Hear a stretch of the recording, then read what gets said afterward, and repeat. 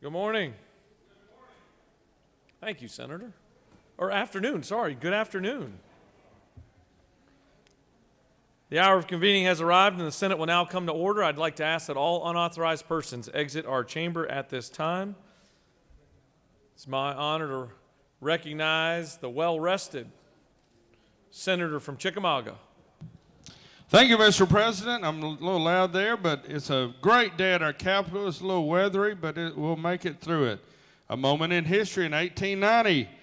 William B. Hartsfield was born today and served 23 years as mayor. And as you know, the airport is partially named after him. He was a great leader in this town. Also, today is PB&J Day at the Capitol, and you can get your grilled PB&J at the Twin Towers. Never heard of that till I was elected and came here, and they're delicious. Now I'm an expert on delicious food.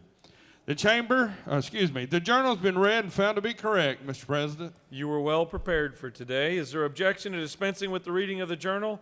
The chair hears none, and the reading of the journal is dispensed with. Is there objection to the confirmation of the journal? The chair hears none, and the journal is confirmed. All senators who have bills and resolutions, please bring them to the Secretary's desk at this time. Mr. Secretary, first reading of Senate bills and resolutions, please.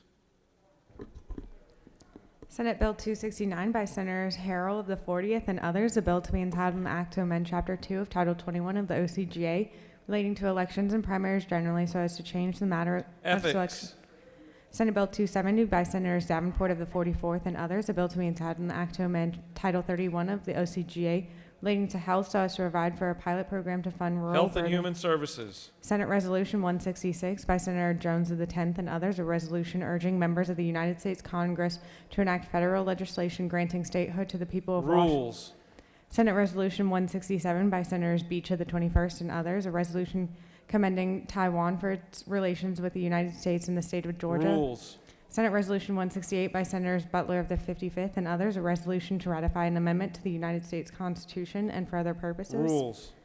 Senate Resolution 169 by Senators Butler of the 55th and others, a resolution creating the Senate Shoreline Protection Study Committee and for other purposes. Rules. This completes the order, Mr. President. First reading of House bills and resolutions, please. House Bill 152 by Representatives Wydower of the 119th and others, a bill to be entitled an act to amend Part 1A of Article 7 of Chapter 3 of Title 20 of the OCGA relating to non-public post-secondary educational institutions. Higher ed. House Bill 253 by Representative Holmes of the 129th, a bill to be entitled an act to create the Jones County Public Facilities Authority. State and local government. House Bill 271 by Representatives Reeves of the 34th and others, a bill to be entitled an act to amend Article 2 of Chapter 11 of Title 31 of the OCGA relating to licenses for emergency medical services so as to authorize. House Bill 275 by Representatives McDonald of the 26th and others, a bill to be entitled an act to amend Chapter 4 of Title 25 and Article 3 of Chapter 11 of Title 31 of the OCGA relating to general provisions relative to firefighter standards Public and training. safety. House Bill 289 by Representatives Belton of the 112th and others, a bill to be entitled an act to amend Article 2 of Chapter 5 of Title 40 of the OCGA relating to issuance, expiration, and renewal of Public driver's. safety. House Bill 336 by Representatives Corbett of the 174th and others, a bill to be entitled an act to amend Chapter 23 of Title 1 of the OCGA relating to hemp farming so as to provide for compliance with federal laws and regulations. Agriculture and Consumer Affairs. House Bill 338 by Representatives Deloach of the 167th and others, a bill to be entitled an act to amend Code Section 40-5-36 of the OCGA relating to veterans licenses, honorary licenses, and other distinctive Veterans, drivers. Military, and Homeland Security. House Bill 370 by Representatives Jones of the 47th and others, a bill to be entitled an act to amend Article 4 of Chapter 7 of Title 31 of the OCGA relating to county and municipal. Health and Human Services. House Bill 384 by Representatives Dollar of the 45th and others, a bill to be entitled an act to amend Title 40 of the OCGA relating to motor vehicles and traffic so as to provide for the issuance of traffic citation to a vehicle owner. Special Judiciary. House Bill 395 by Representatives Belton of the 112th and others, a bill to be entitled an act to amend Chapter 10A of Title 43 of the OCGA relating to professional counselors, social workers, Health and and marriage. Human Services. House Bill 409 by Representatives Gunter of the 8th and others, a bill to be entitled an act to amend Article 4 of Chapter 15 of Title 45 of the OCGA relating to counsel for public officials and agencies so as to provide for Government oversight. House Bill 437 by Representatives Howard of the 124th and others, a bill to be entitled an act to amend Chapter 60 of Title 36 of the OCGA relating to general provisions applicable to counties Regulated industries. House Bill 445 by Representatives Bruce of the 61st and others, a bill to be entitled an act to amend an act to incorporate the city of South Fulton in Fulton County, Georgia, approved April 26, 2016, as amended. State and local government. House Bill 449 by Representative Smith of the 133rd and others, a bill to be entitled an act to amend Chapter 9 of Title 25 of the OCGA relating to blasting or excavating near utility facilities so as to revise. Regulated industries. House Bill 458 by Representative Cooper of the 43rd and others, a bill to be entitled an act to amend Chapter 34 of Title 43 of the OCGA relating to Health and Human Services. House Bill 488 by Representative Scoggins of the 14th and others, a bill to be entitled an act to amend Title 15 of the OCGA relating to courts so as to provide for an increase in the minimum compensation for chief. State and local government general. House Bill 509 by Representatives Gaines of the 117th and others, a bill to be entitled an act to amend Article 1 of Chapter 30 of Title 33 of the OCGA relating to general provisions relative to group or blanket accident and sickness insurance. Insurance and labor. House Bill 535 by Representatives Yurda of the 152nd, a bill to be entitled an act to amend an act to provide a new charter for the city of Sylvester, approved May 13, 2008, so as to authorize the city to provide. State and local government. House Bill 546 by Representative Stevens of the 164th and others, a bill to be entitled an act to provide a new charter for the city of Richmond Hill to provide for incorporation, boundaries, and powers of the city. State and local government. House Bill 560 by Representatives Taylor of the 173rd and others, a bill to be entitled an act to amend an act creating the Board of Commissioners of Thomas County, approved December 1st. State and local government. House Bill 595 by Representative Green of the 151st, a bill to be entitled an act to amend an act reconstituting the Board of Education of Clay County. State and approved. local government. House Bill 600 by Representative Dreyer of the 59th and others, a bill to be entitled an act to amend an act to provide a new charter for the city of Hapeville, Georgia, approved March 25th, 1980, as amended so as to revise provisions. State and local government. House Bill 603 by Representative Meeks of the 178th, a bill to be entitled an act to amend an act creating the Board of Commissioners of Brantley County, approved July 21st. State and local government. House Bill 610 by Representatives Dickey of the 140th and others, a bill to be entitled an act to amend an act to provide for the restructuring of the city of Macon, the city of Payne City, and Bibb State and County. local government. House Bill 613 by Representatives Blackmon of the 146th and others, a bill to be entitled an act to authorize the governing authority of the city of Perry to levy an excise State and local tax. government. House Bill 614 by Representatives Mathika of the 73rd and others, a bill to be entitled an act to revise certain provisions governing the Griffin Judicial Circuit to revise the method for State and assignment. local government. This completes the order, Mr. President. Mr. Secretary, will you please read reports of standing committees? Mr. President, the Senate Committee on Economic Development has had under consideration the following legislation, has instructed me to report the same back to the Senate with the following recommendation. Senate Bill 255, do pass. Respectfully submitted, Senator Thompson of the 14th. Mr. President, the Senate Committee on Education and Youth has had under consideration the following legislation, has instructed me to report the same back to the Senate with the following recommendation. Senate Bill 153, do pass by substitute. Senate Bill 246, do pass. Respectfully submitted, Senator Payne of the 54th. Mr. President, the Senate Committee on Ethics has had under consideration the following legislation, has instructed me to report the same back to the Senate with the following recommendation. Senate Bill 72, do pass. Senate Bill 74, do pass. Senate Bill 178, do pass. Respectfully submitted, Senator Burns of the 23rd. Mr. President, the Senate Committee on Ethics has had under consideration the following legislation, has instructed me to report the same back to the Senate with the following recommendation. Senate Bill 71, do pass by committee substitute. Senate Bill 253, do pass by committee substitute. Senate Bill 69, do pass. Respectfully submitted, Senator Burns of the 23rd. Mr. President, the Senate Committee on Regulated Industries and Utilities has had under consideration the following legislation, has instructed me to report the same back to the Senate with the following recommendation. Senate Bill 219, do pass by committee substitute. Senate Bill 236, do pass. Respectfully submitted, Senator Cowser of the 46th. Mr. President, the Senate Committee on Rules has had under consideration the following legislation and has instructed me to report the same back to the Senate with the following recommendation. Senate Bill 252, do pass by substitute. Senate Resolution 84, do pass by substitute. Senate Resolution 143, do pass. Respectfully submitted, Senator Mullis of the 53rd. Mr. President, the Senate Committee on State and Local Governmental Operations has had under consideration the following legislation, has instructed me to report the same back to the Senate with the following recommendation. Senate Bill 209, do pass.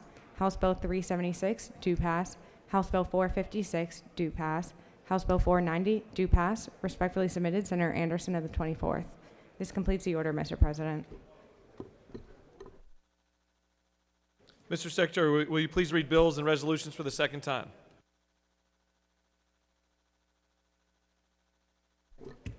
Senate Bill 92 by Senator Robertson of the 29th and others, controlled substances, sale to and by minors of drug products containing dextromethorphan, prohibit.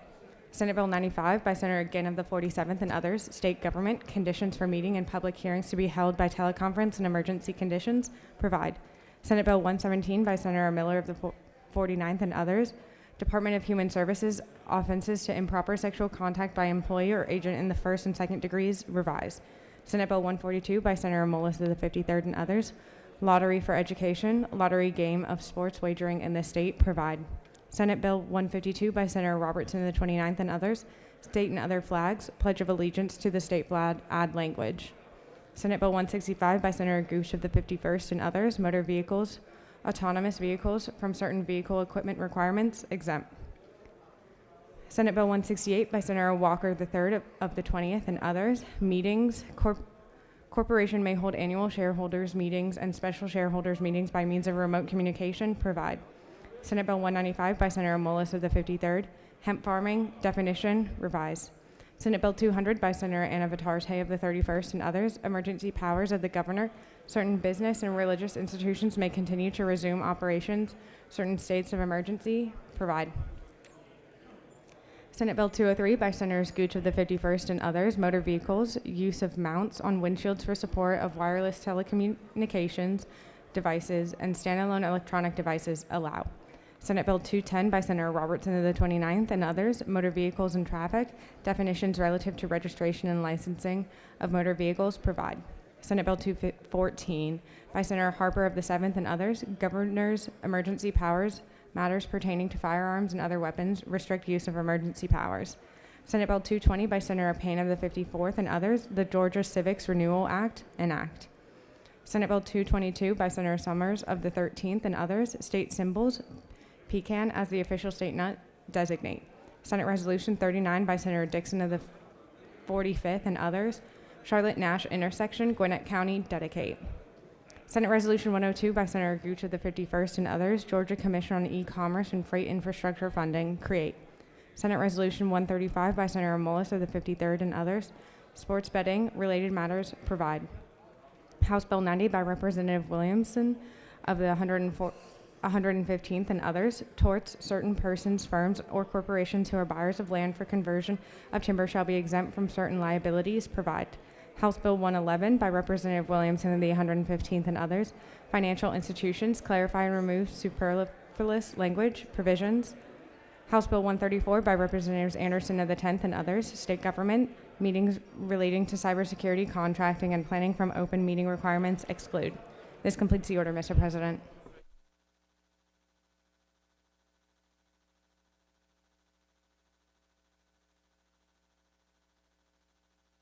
All right, it's now time for our morning roll call. Afternoon roll call, sorry. Got to adjust the script a little bit. Are there any motions to excuse? The chair recognizes his good friend, the senator from the 33rd, for his list. Thank you, Mr. President, and good morning, y'all. Good afternoon, y'all. I ask for unanimous consent to excuse the following senators: the senator from the 19th, 34th, 35th, and 43rd for business inside the Capitol. Without objection, the senators from the 19th, 34th, 35th, and 43rd are excused. The chair recognizes the senator from Forsyth. Good morning, Mr. President, who hails from Forsyth County. I ask for unanimous consent to excuse the senator from the 28th for business outside the Capitol. Without objection, the senator from the 28th is excused. Are there any additional motions to excuse?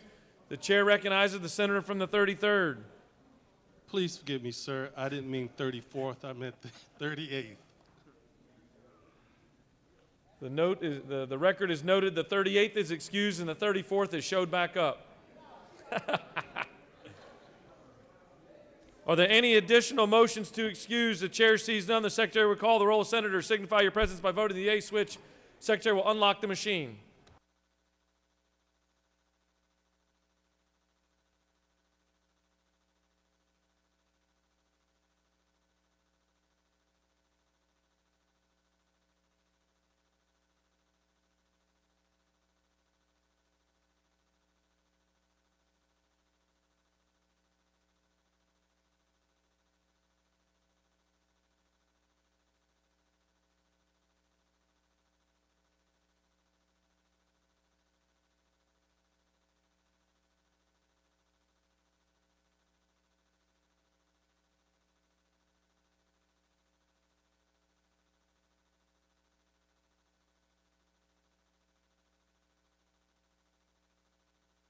Have all senators voted your attendance? Have all senators voted your attendance?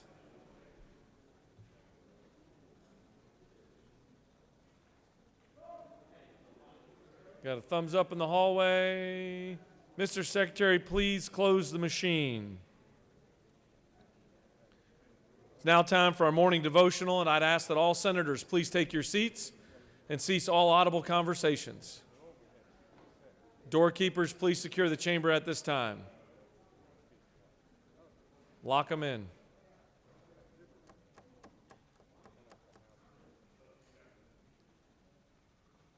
Chair would like to recognize the distinguished rules chairman to lead us in our Pledge of Allegiance and to introduce to us our chaplain of the day. Thank you, Mr. President. If you join me in honoring our country, I pledge allegiance to the flag of the United States of America and to the republic for which it stands, one nation, under God, indivisible, with liberty and justice for all. And honor our state. I pledge allegiance to the Georgia flag and the principles for which it stands, wisdom, justice, and moderation. I know this looks like deja vu to you. You just saw me up here Friday. But we have a former colleague that is here, and not many of us served with him, but I was asked to introduce him, and what an honor. Joseph Carter, former senator from the 13th, is with us today, and his educational experience, he's Georgia Tech, 1981, Bachelor's of Business Administration, Valdosta State, 1986, went to Mercer Law School in 1989, and part of his service to his community, he was on the Tift County Board of Education 2000 to 2024. He served in this body as senator from the 13th again from 2005 to 2009. During that time, he served as Governor Purdue's floor leader and served on Senate Appropriations, Subcommittee Chair, et cetera, et cetera, et cetera, and he does an outstanding job in anything he does. And he proposed a piece of legislation today, or back then, that authorized legislation to make it more physically fit. The BMI, obesity. I did take personal offense to this back then. Thought it was a singling me out. So I need to tell you about well, we used to call it hazing. Today we call it certifying. When he was in the well, given his proposal, then Senator Steve Thompson of the 33rd District came down here. Remember, it was a bill about obesity, and he put a donut on the podium. And then in a few minutes, some other senator, that'd be me, come down here, and I took a bite of it and put the donut back on the podium. It got somewhat of attention that way, and then, of course, the discussion got real serious, and we had to relent from our certification of the new senator. But he's a great guy. And now he brings people to Jesus. He is a pastor of Homerville United Methodist Church in Homerville, Georgia. His wife is with us, Rebecca, and they have 2 sons. Please give your attention to our former colleague, Joseph Carter.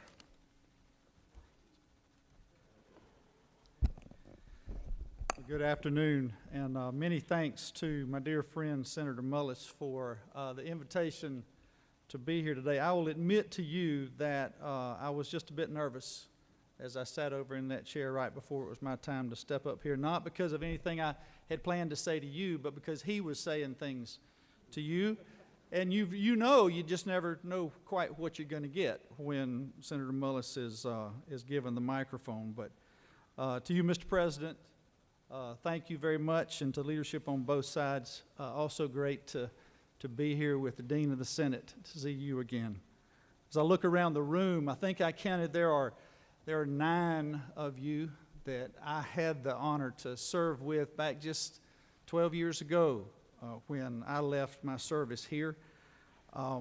It's great to be with all of you, always great to be with you, and great to see a number of you, colleagues and folks who I've got connections with outside this part of my life. Always great to be with my senator from the 8th District.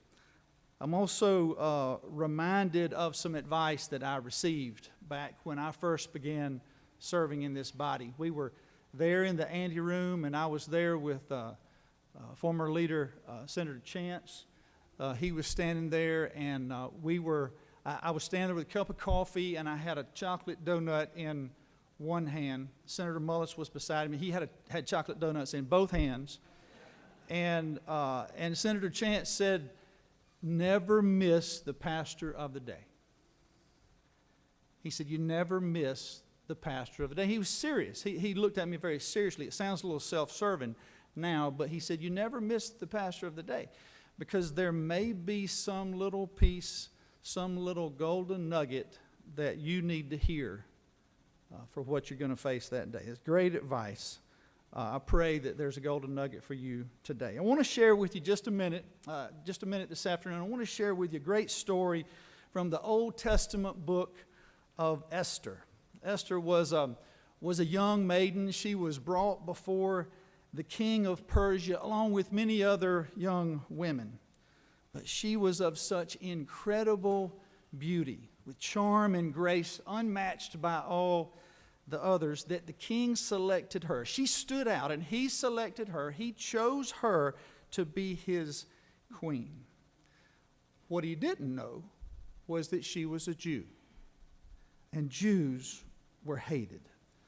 So hated, in fact, that the king had been falsely persuaded to set aside a day, to place a day on the calendar for Jews to be killed, all Jews found within the kingdom. As that day approached, Queen Esther's cousin, Mordecai, came to her and pleaded with her to go before the king and to persuade the king to stop what was about to happen. He says, "You can do it. You of all people can go before the king and stop this madness." She paused at first and began to consider the cost to herself if she dared approach the king with this request. You see, to go into the presence of the king uninvited, to be found with the king having not been summoned by the king, was to be put to death. And if she went before the king with this request, he would know that she was a Jew. She'd give up a lot. She'd give up her security. She would give up her position. She'd give up her comfort. She might even give up her life. But Mordecai admonishes her. He admonishes her, making clear, he says to her, "Esther, your beauty, your grace, your poise were gifts given to you by God." And then we get the money line. We get the money line that you've seen on coffee cups and posters. We get the money line as Mordecai says to her, "These things, your beauty, your grace, your poise, these were given to you by God for such a time as this." For this time. He's saying to her, this cause is bigger than you, Esther. The cause is bigger than you, even if it cost you your life. The cause is bigger than you.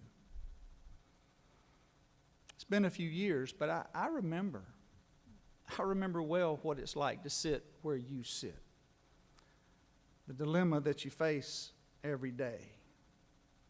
When you're asked to take a vote and you reach up and there's a red button and there's a green button, and you think to yourself, are those my only choices?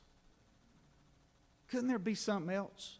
Couldn't there be another button up there for me to choose? I remember what it's like going home at the end of the day feeling just a little bit sick, feeling as if you could have done more. Maybe I could have offered an amendment. Maybe I could have voted no instead of yes. Maybe I could have gone to the well and made a speech. Oh, but it probably wouldn't have made any difference. Maybe I could have taken a stand against my seatmate or my caucus or my party. I'd be willing to bet you that more than one pastor of the day has stood here at this rostrum this year and told you that all authority flows from God. That it's not a mistake that you are here, that you sit in those seats because God chooses all the leaders. And they would be correct. Your presence in this chamber today is not just because you ran a brilliant campaign. And having been chosen by God and gifted with incredible gifts for service, are you simply going to use those for self-preservation? Go along to get along when your people will suffer if you do? Is it comfort? Is it security? Is it position which plays into how you vote? If you speak out, if you offer an amendment, if you go to the well, if you break ranks. You see, this is the message that Mordecai sends to Esther. It's not a call to disorder or rebellion. It's not a call to be an obstructionist, far from it.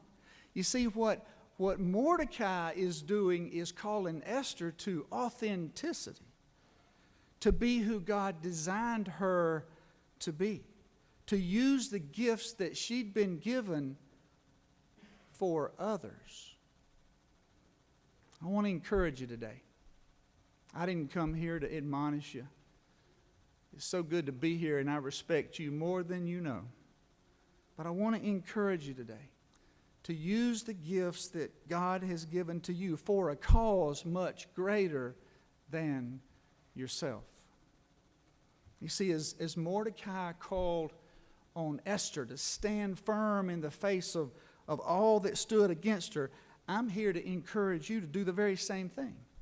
I guess in a way I'm here today to be your Mordecai. Think about it. Think about it. To have been chosen to lead in the turbulent times in which we live. What a high and holy privilege. To stand up for what is just, to lead in the face of adversity, to show love and compassion with every vote, every bill, every amendment, every word you utter. That's the call that's been placed upon your life for such a time as this. When I had the pleasure of serving my district, and I found myself in the coffee shops and the civic clubs, I would always tell them how proud I was that when this body came together each morning or in the afternoon like today, when this body came together, we would greet each other and then come to order. We would say the pledge to the flag. We would receive a devotion, and then black, white, Hispanic, Asian, men and women, Republican or Democrat, we would all stand together and we would pray. How incredible that is. And it's my honor to ask you at this time to stand with me as we go to God in prayer. But I want to ask you to do something a little bit different today, and I hope for every day forward. Don't simply stand and listen to me pray. For while I have the holy privilege to choose the words of the prayer belongs to us all. So join your heart with mine as we go before God's throne. Father, we come today giving you thanks. Thanks for all the blessings which you pour into our lives, those we recognize and those that we don't. I thank you for these 56 members of this body, for our Lieutenant Governor, for the staff that surrounds them and helps them each day. Father, I thank you for those in the hall, for the vital role that they play in this process. Help us all to be who you called us to be. And we ask it in the precious and holy name of Jesus. Amen.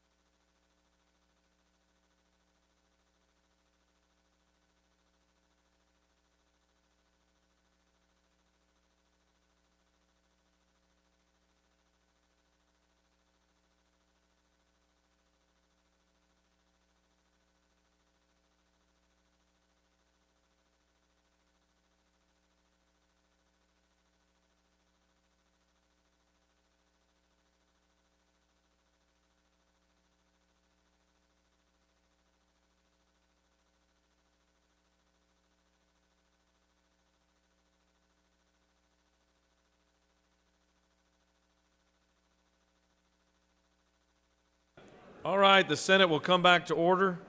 Are there any unanimous consents? Chair sees none. Does any senator wish to rise on a point of personal privilege? Chair recognizes the senator from the 14th for a point of personal privilege.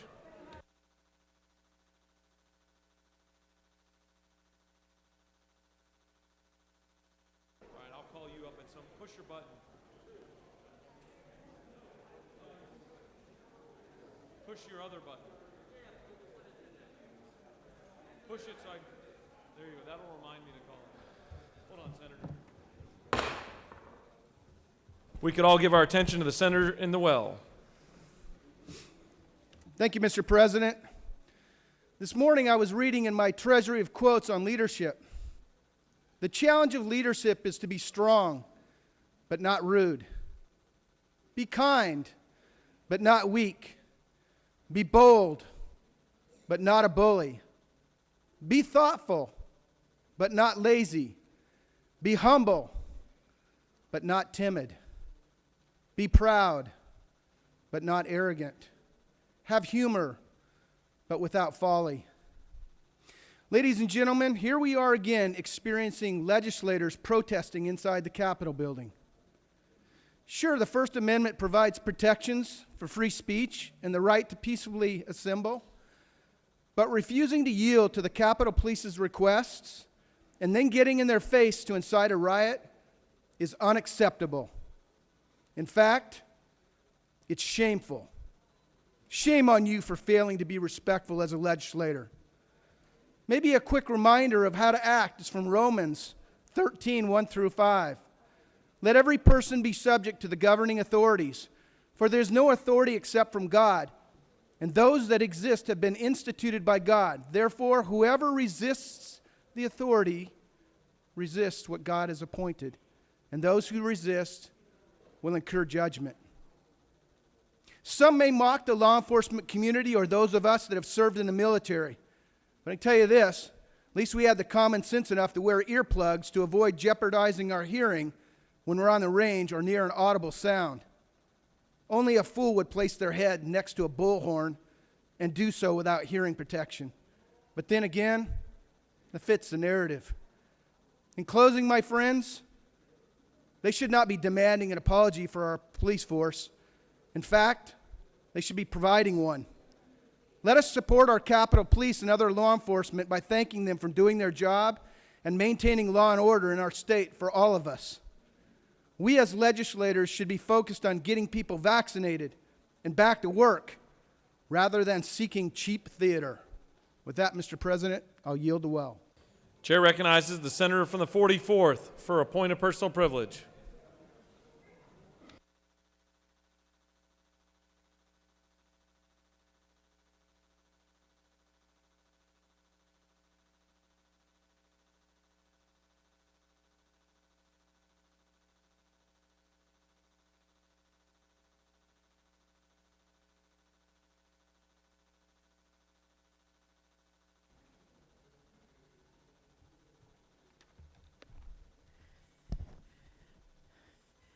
Thank you very much, Mr. President. Colleagues, I just stand today to recognize Spelman College. We had Spelman College Day at the Georgia State Capitol, my alma mater, and this morning at 11 o'clock we had a virtual seminar and virtual forum on Spelman College and the issues that we're dealing with at the Georgia State Senate. But I am so proud to recognize Spelman, that was founded in 1881 as the Atlanta Baptist Female Seminary, and then became Spelman College in 1924. Spelman College has long been recognized as the leading educator of women of African descent. It is now named among the top 100 liberal arts colleges in the nation and is one of the most selective women's colleges in the United States. Spelman has continued to rise in the rankings as one of the nation's top colleges by U.S. News and World Report and hold recognition and rankings and awards by Money Magazine. Spelman College has maintained its commitment to her students during the COVID-19 global pandemic by safely hosting fewer on-campus students, offering virtual classes for remote students, rolling back tuition rates to keep costs down, and hosting virtual events and activities for students and alumni. Recognizing today the 10th president of Spelman College, Dr. Mary Smith Campbell, and for her commitment and continued efforts to elevate young women and to attract scholars from around the world to Spelman College in our great state of Georgia. We're hosting this virtual tour this morning with the Georgia chapters of the Alumni Association of Spelman College. And so today we recognize Spelman College and the Atlanta University Center. Thank you very much, and I yield the well, Mr. President. Thank you, Senator. You forgot to mention one thing. It's your birthday.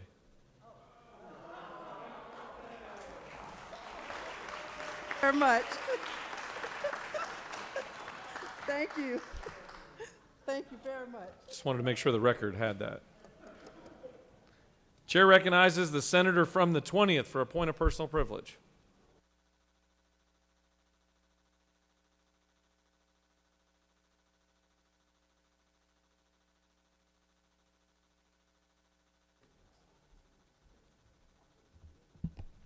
Thank you, Mr. President. I want to add my happy birthday to the senator from the 14th. And you're looking mighty good in that blue today, too. One of the highlights of our legislative session is Peanut Butter and Jelly Day. And unfortunately, COVID has impacted that as well. Today is Peanut Butter and Jelly Day, and they did serve peanut butter and jelly sandwiches, but they did it in the Sloppy Floyd Towers this morning. But I want to bring to you a resolution commending the Georgia peanut industry and recognizing March 1, 2021 as Peanut Butter and Jelly Day at the state capitol and for other purposes. And I want you to kind of listen to the statistics that are in this resolution, if you will, and you'll have a full appreciation for how important the peanut is to our state's economy. Whereas peanuts and peanut products are recognized throughout our nation and the world as an appetizing and nutritious food providing protein and other nutrients as part of a well-balanced diet, and whereas the state of Georgia leads the United States in peanut production, producing approximately 53% of the total supply in the nation in 2020, 53% from Georgia. Further, our state leads the nation in peanut exports, supplying 51% of the U.S. peanut exports and contributing more than $320 million toward our nation's balance of trade.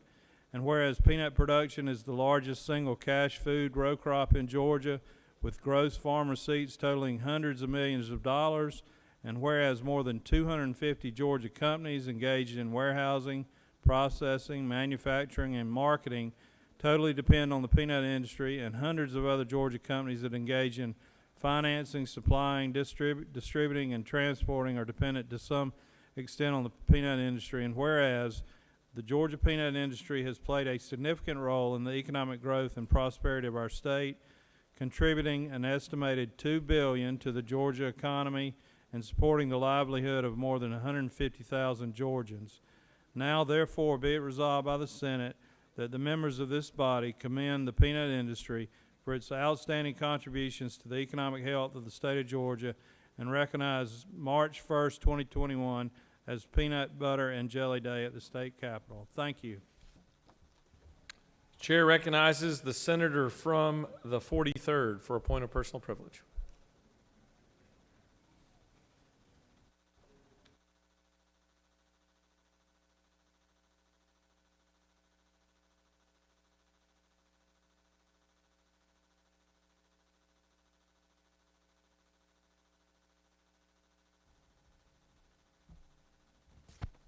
Good morning, colleagues. You guys are so quiet and wow, afternoon. Don't encourage them. Okay, I won't. So today I rise to bring recognition and celebration to Women's History Month. The month of March is recognized as Women's History Month and is dedicated to the celebration of everyday women, as well as pillars and pioneers whose accomplishments have allowed for following generations to feel empowered to constantly break barriers. Because we are between celebrating Black history and women's history, today is known as Black Women's History Day. In particular, Black women have been accomplishing the unthinkable for centuries. The month-long celebration of women dates back to 1980, when former President Jimmy Carter issued the first proclamation which declared the week of March 8, 1989 as National Women's History Week, according to the National Women's History Museum. In March of 1987, Congress passed Public Law 100-9, proclaiming March as Women's History Month. Through history, women have driven humanity forward on the path to a more equal and just society, contributing to innumerable ways to our character and progress as a people, said former President Barack Obama in his 2016 Women's History Month presidential proclamation. In the face of discrimination and undue hardship, they have never given up on the promise of America. That with hard work and determination, nothing is out of reach. During Women's History Month, we remember the trailblazers of the past, including the women who are not recorded in our history books, and we honor their legacies by carrying forward the valuable lessons learned from the powerful examples they set. And while this list would obviously be incomplete without the inclusion of Kamala Harris, the first woman and Black woman to be vice president and the highest ranking woman in the history of American government, her impressive accomplishment is among dozens of other achievements that Black women have steadily been realizing for many decades. Donning the colors purple and wearing a string of pearls in tribute to her sorority, Alpha Kappa Alpha Sorority Incorporated, Harris took the pledge while placing her left hand on a Bible that belonged to Thurgood Marshall, the first Black Supreme Court judge. Barbara Jordan, the first Black woman elected into Congress from the South. Bianca Smith, Major League Baseball's first Black woman coach. Mae Jemison, the first Black woman in space. Amanda Gorman, the nation's youngest inaugural poet, who gave a gracious poem at the inauguration. Bessie Coleman, the first Black woman pilot. Melody Hobson, the first Black woman to chair Starbucks board. Mary Jackson, the first Black woman to work for NASA. Misha Ross Porter, the first Black woman to be New York City's school's chancellor. Hattie McDaniel, the first Black woman to win an Academy Award. Jennifer King, the first Black woman to coach an NFL team. Alice Coachman, the first Black woman to win an Olympic gold medal. Oprah Winfrey, the first Black woman billionaire. Madam C.J. Walker, the first Black woman millionaire. Mia DaCosta, the first Black woman to direct a Marvel film. Captain Marvel 2 is set for July 8th, 2022. Mariah Russell is the first Black woman chef to earn a Michelin star. Whoopi Goldberg, the first Black woman to win an Academy Award 1990. Rebecca Lee Crumpler, the first Black woman to become a doctor of medicine in the United States. Serena Williams, the first Black woman to win a career Grand Slam in tennis. Loretta Lynch, the first Black woman to be Attorney General of the United States. Stacey Abrams, the first Black woman to be a major party nominee for state governor. The AME Church, the African Methodist Episcopal Church, is the first Black church formed, and the first woman to be ordained was Martha Jane Keyes. First Black woman general officer in the Air Force was Colonel Marcelite J. Harris, and the first Black woman pilot in the Georgia Air National Guard is Andrea Lewis. Women are still making strides, creating history and her story, and we celebrate each of them. Thank you, Mr. President. I yield the will. Thank you, Senator. Chair recognizes the senator from the 4th for the purpose of introducing our Doctor of the Day.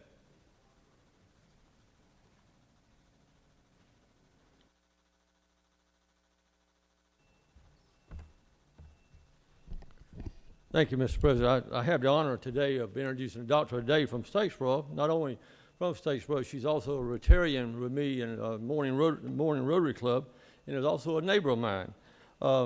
Dr. Michelle Zena. She specializes in behavioral pediatrics, and I think you'll be very interested in hearing about her. Dr. Michelle Zena attended Mercer University School of Medicine and completed a residency in general pediatrics at the University of Florida at Jacksonville.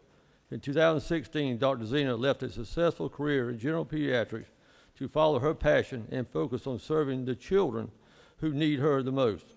Her practice focuses exclusively on behavioral pediatrics. She provides care to children from Dublin to Savannah and Augusta to Folkestone. Dr. Zena has held multiple leadership positions in professional organizations like East Georgia Physician Group, Ogeechee River Medical Society, Medical Association of Georgia, and Georgia chapter of the American Academy of Pediatrics. She also serves on the state DFACS, Department of Family and Children's Services Advisory Board, and chairs the Georgia Physicians Leadership Academy. In 2018, Dr. Zena started Behavioral Pediatrics Resource Center. It's a 501c3 providing educational workshops, training, and resources benefiting children diagnosed with autism, ADHD, or some other type of anxiety. It serves families, teachers, and communities in rural Georgia. She trained in general pediatrics in Jacksonville, then settled in Bullock County. 5 years ago, she refocused her medical practice to concentrate on children with behavioral health needs like autism. Her practice quickly grew, and then, of course, as we well know, COVID-19 hit. And with the closing of many businesses across the state, Dr. Zena moved her business outdoors instead of closing her practice. Employees were given new job descriptions. Instead of being laid off, she saw patients in her parking lot, then doing it by telemedicine. Despite the pandemic, Dr. Zena never stopped caring for patients. She has actually added 5 full-time employees in the past 12 months. Thank you, Dr. Michelle Zena, for being our physician of the day. Thank you. Chair recognizes the senator from the 11th for a point of personal privilege.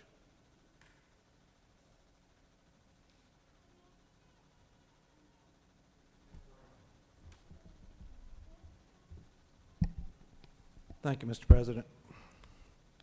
As the father of a post-certified law enforcement officer who is also the mother of my only granddaughter, unfortunately I have news that I know my family never wanted to hear. We lost a law enforcement officer this weekend in line of duty in my community, and I wanted to read the press release that Sheriff Wiley Griffin released a couple of hours ago. Sheriff Griffin is deeply saddened to announce to the community the passing of Lieutenant Justin Bedwell. Lieutenant Bedwell succumbed to injuries that were sustained in the line of duty on Saturday, February 27th in Brinson, Georgia. He was assisting Seminole County Sheriff's Office in a high-speed chase when shots were fired at both sheriff deputies. Lieutenant Bedwell was a 19-year veteran of the Decatur County Sheriff's Office. Lieutenant Bedwell was a patrol commander, a training officer, and a highly valued member of the command staff of Decatur County Sheriffs. He trained many of the younger deputies that currently work for that department. Lieutenant Bedwell will be truly missed, and we are devastated by his passing. Please continue to pray for his family, the Decatur County Sheriff's Office, and our community. Mr. President, I would request a moment of silence so that our body could honor this The gentleman. senator has asked us to rise and offer a moment of silence. Amen. Thank you, Senator. Chair recognizes the senator from the 2nd for a point of personal privilege.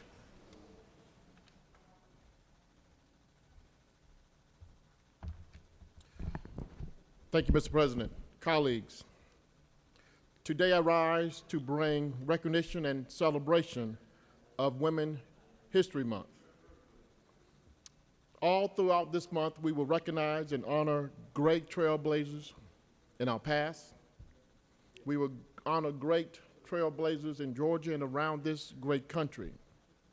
Today I rise to bring recognition to a living history maker, a servant of the people of Georgia. This recognition is for Dr. Lavinia Raines. Dr. Lavinia Raines was installed the 152nd president of the Georgia Dental Association, the premier professional organization of dentists in this great state. Because of her status as a servant, this well-respected member of the dental community has a long-standing history of service, has a long-standing history of being a health care provider.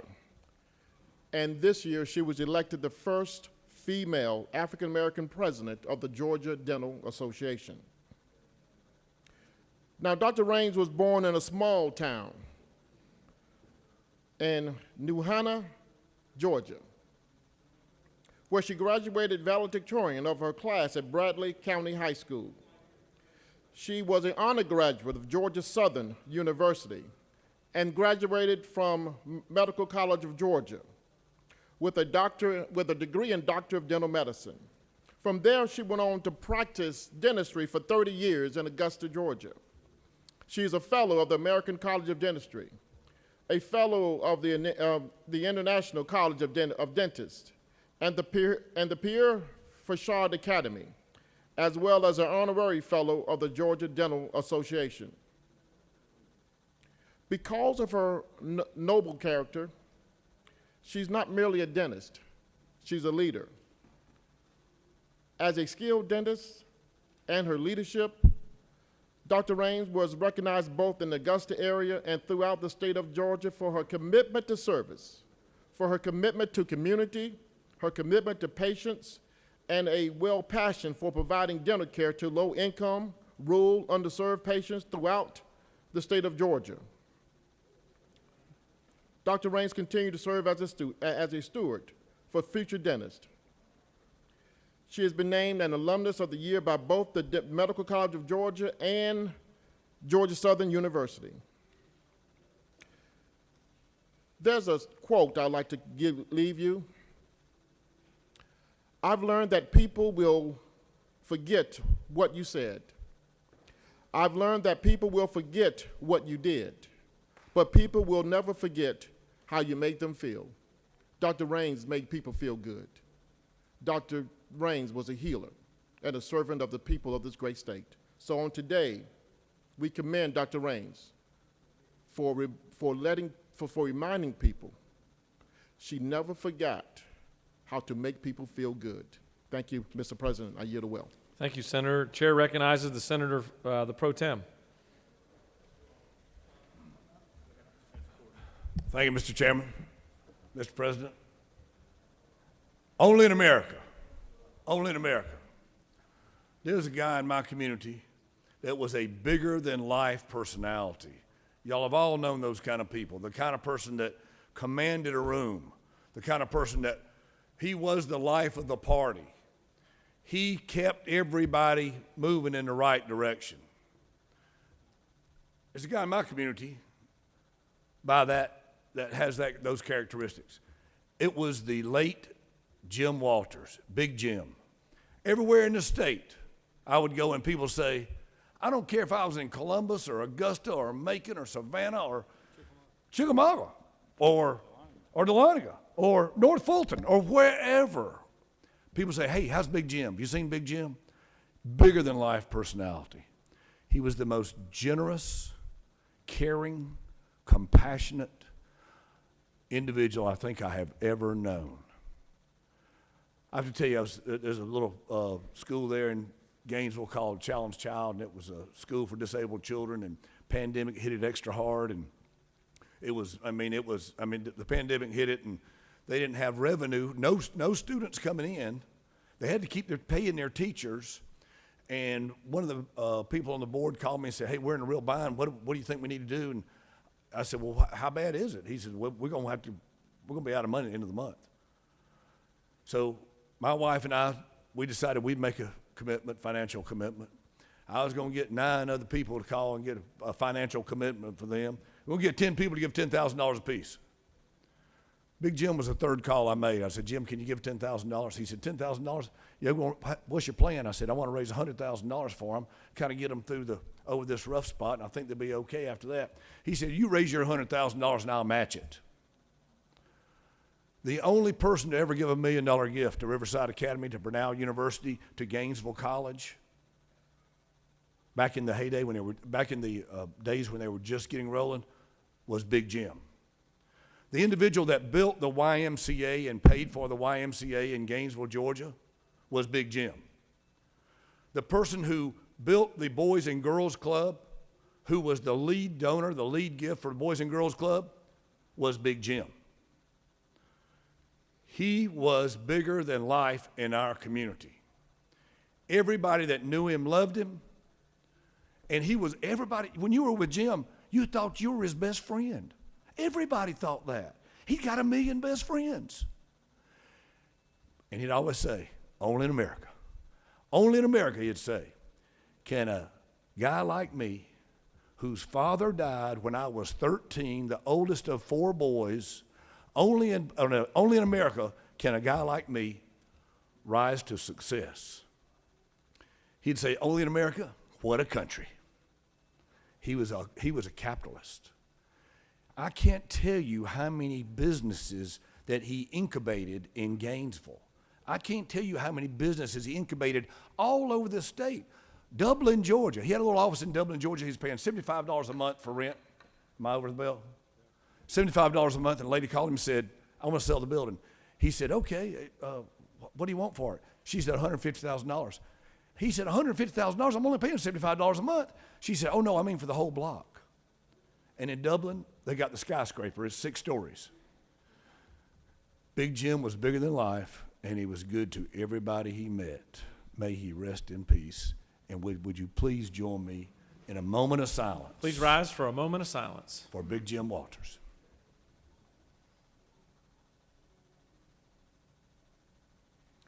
Thank you, Mr. President. Thank you, Senator. Chair's going to take a quick point of personal privilege just to brag on Augusta University and their great work.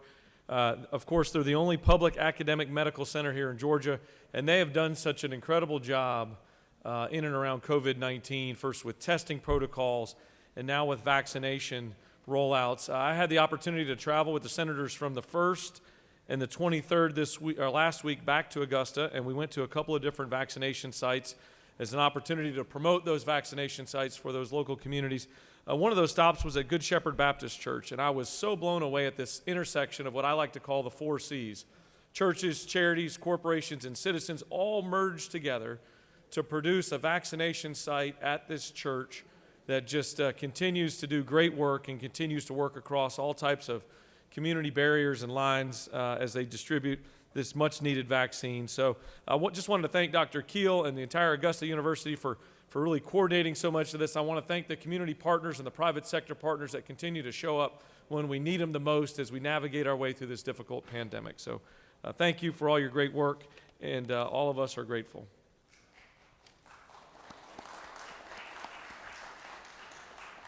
All right, we're going to move on. You've got a consent calendar of privilege resolutions before you. Does any senator wish to remove a resolution from the consent calendar? The chair sees none. Is there objection to adoption of the resolutions on the consent calendar? Chair hears none, and the resolutions on the consent calendar are adopted. Are there any motions to withdraw and commit?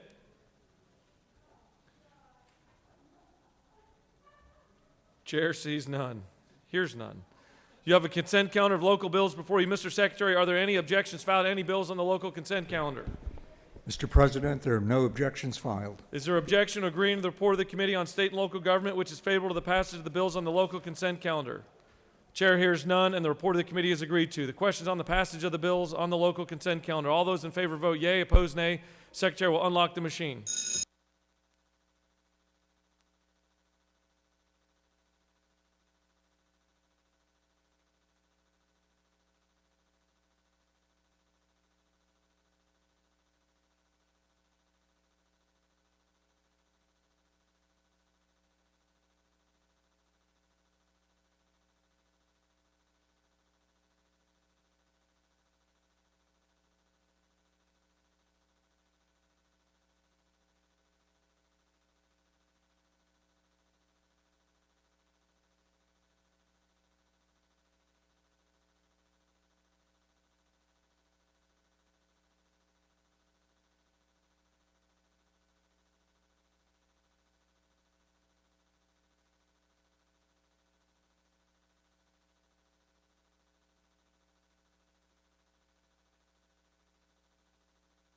Have all senators voted?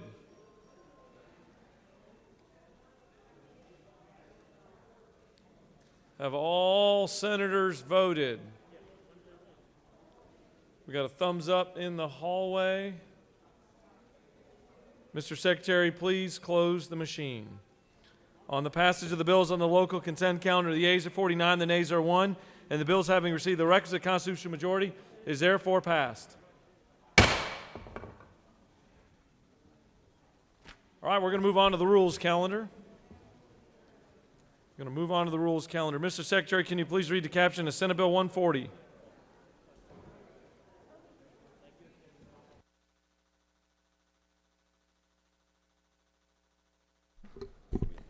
Senate Bill 140 by Senator Mullis of the 53rd and others, a bill to be entitled an act to amend Chapter 3 of Title 50 of the OCGA relating to state flag, seal, and other symbols so as to provide for placement of a monument in honor of the Honorable Zell Bryan Miller upon the Capitol grounds of the state capitol. The Senate Committee on State Institutions and Property recommends that this bill do pass. Respectfully submitted, Senator Harbison of the 15th. This completes the order, Mr. President. Chair recognizes the extremely busy Rules Chairman to present Senate Bill 140.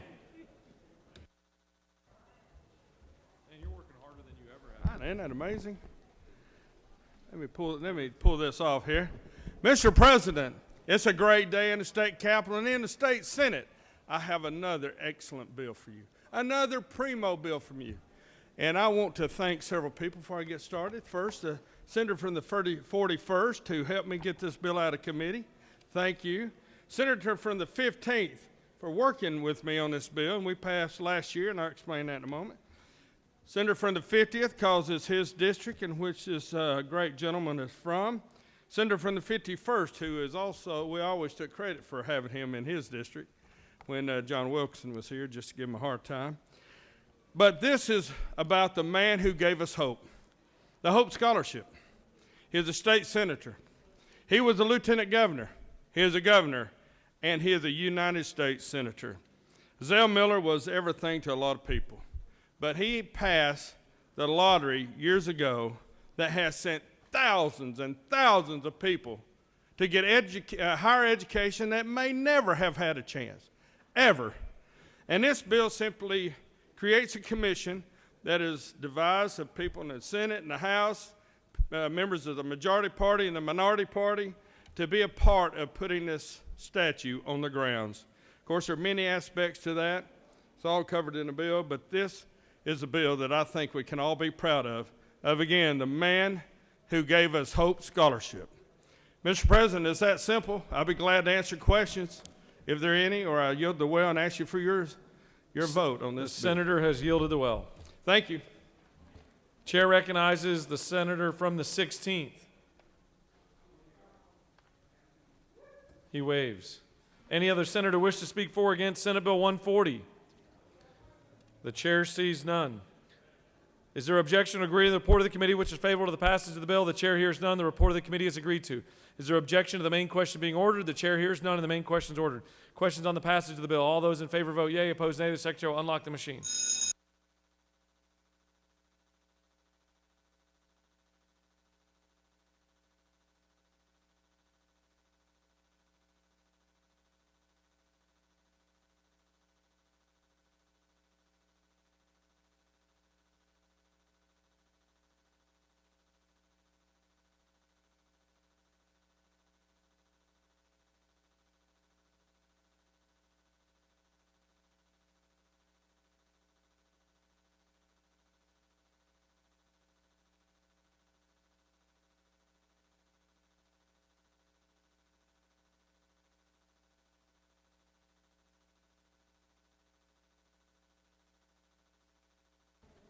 Have all senators voted? Have all senators voted? The hallway looks clear. Mr. Secretary, please close the machine. On the passage of the bill, the yeas are 50, the nays are 0. This bill, having received the requisite constitutional majority, is therefore passed.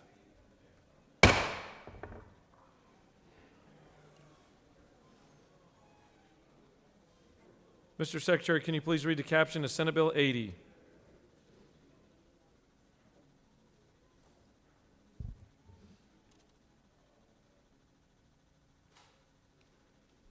Senate Bill 80 by Senator Kirkpatrick of the 32nd and others, a bill to be entitled an act to amend Title 33 of the OCGA relating to insurance so as to provide for standards for utilization review. The Senate Committee on Insurance and Labor recommends that this bill do pass by substitute. Respectfully submitted, Senator Burke of the 11th. Insurance and Labor offers the Following substitute to Senate Bill 80, a bill to be entitled an act to amend Title 33 of the OCGA relating to insurance so as to provide additional standards for utilization review. This completes the order, Mr. President. Chair recognizes the senator from the 32nd to speak to Senate Bill 80.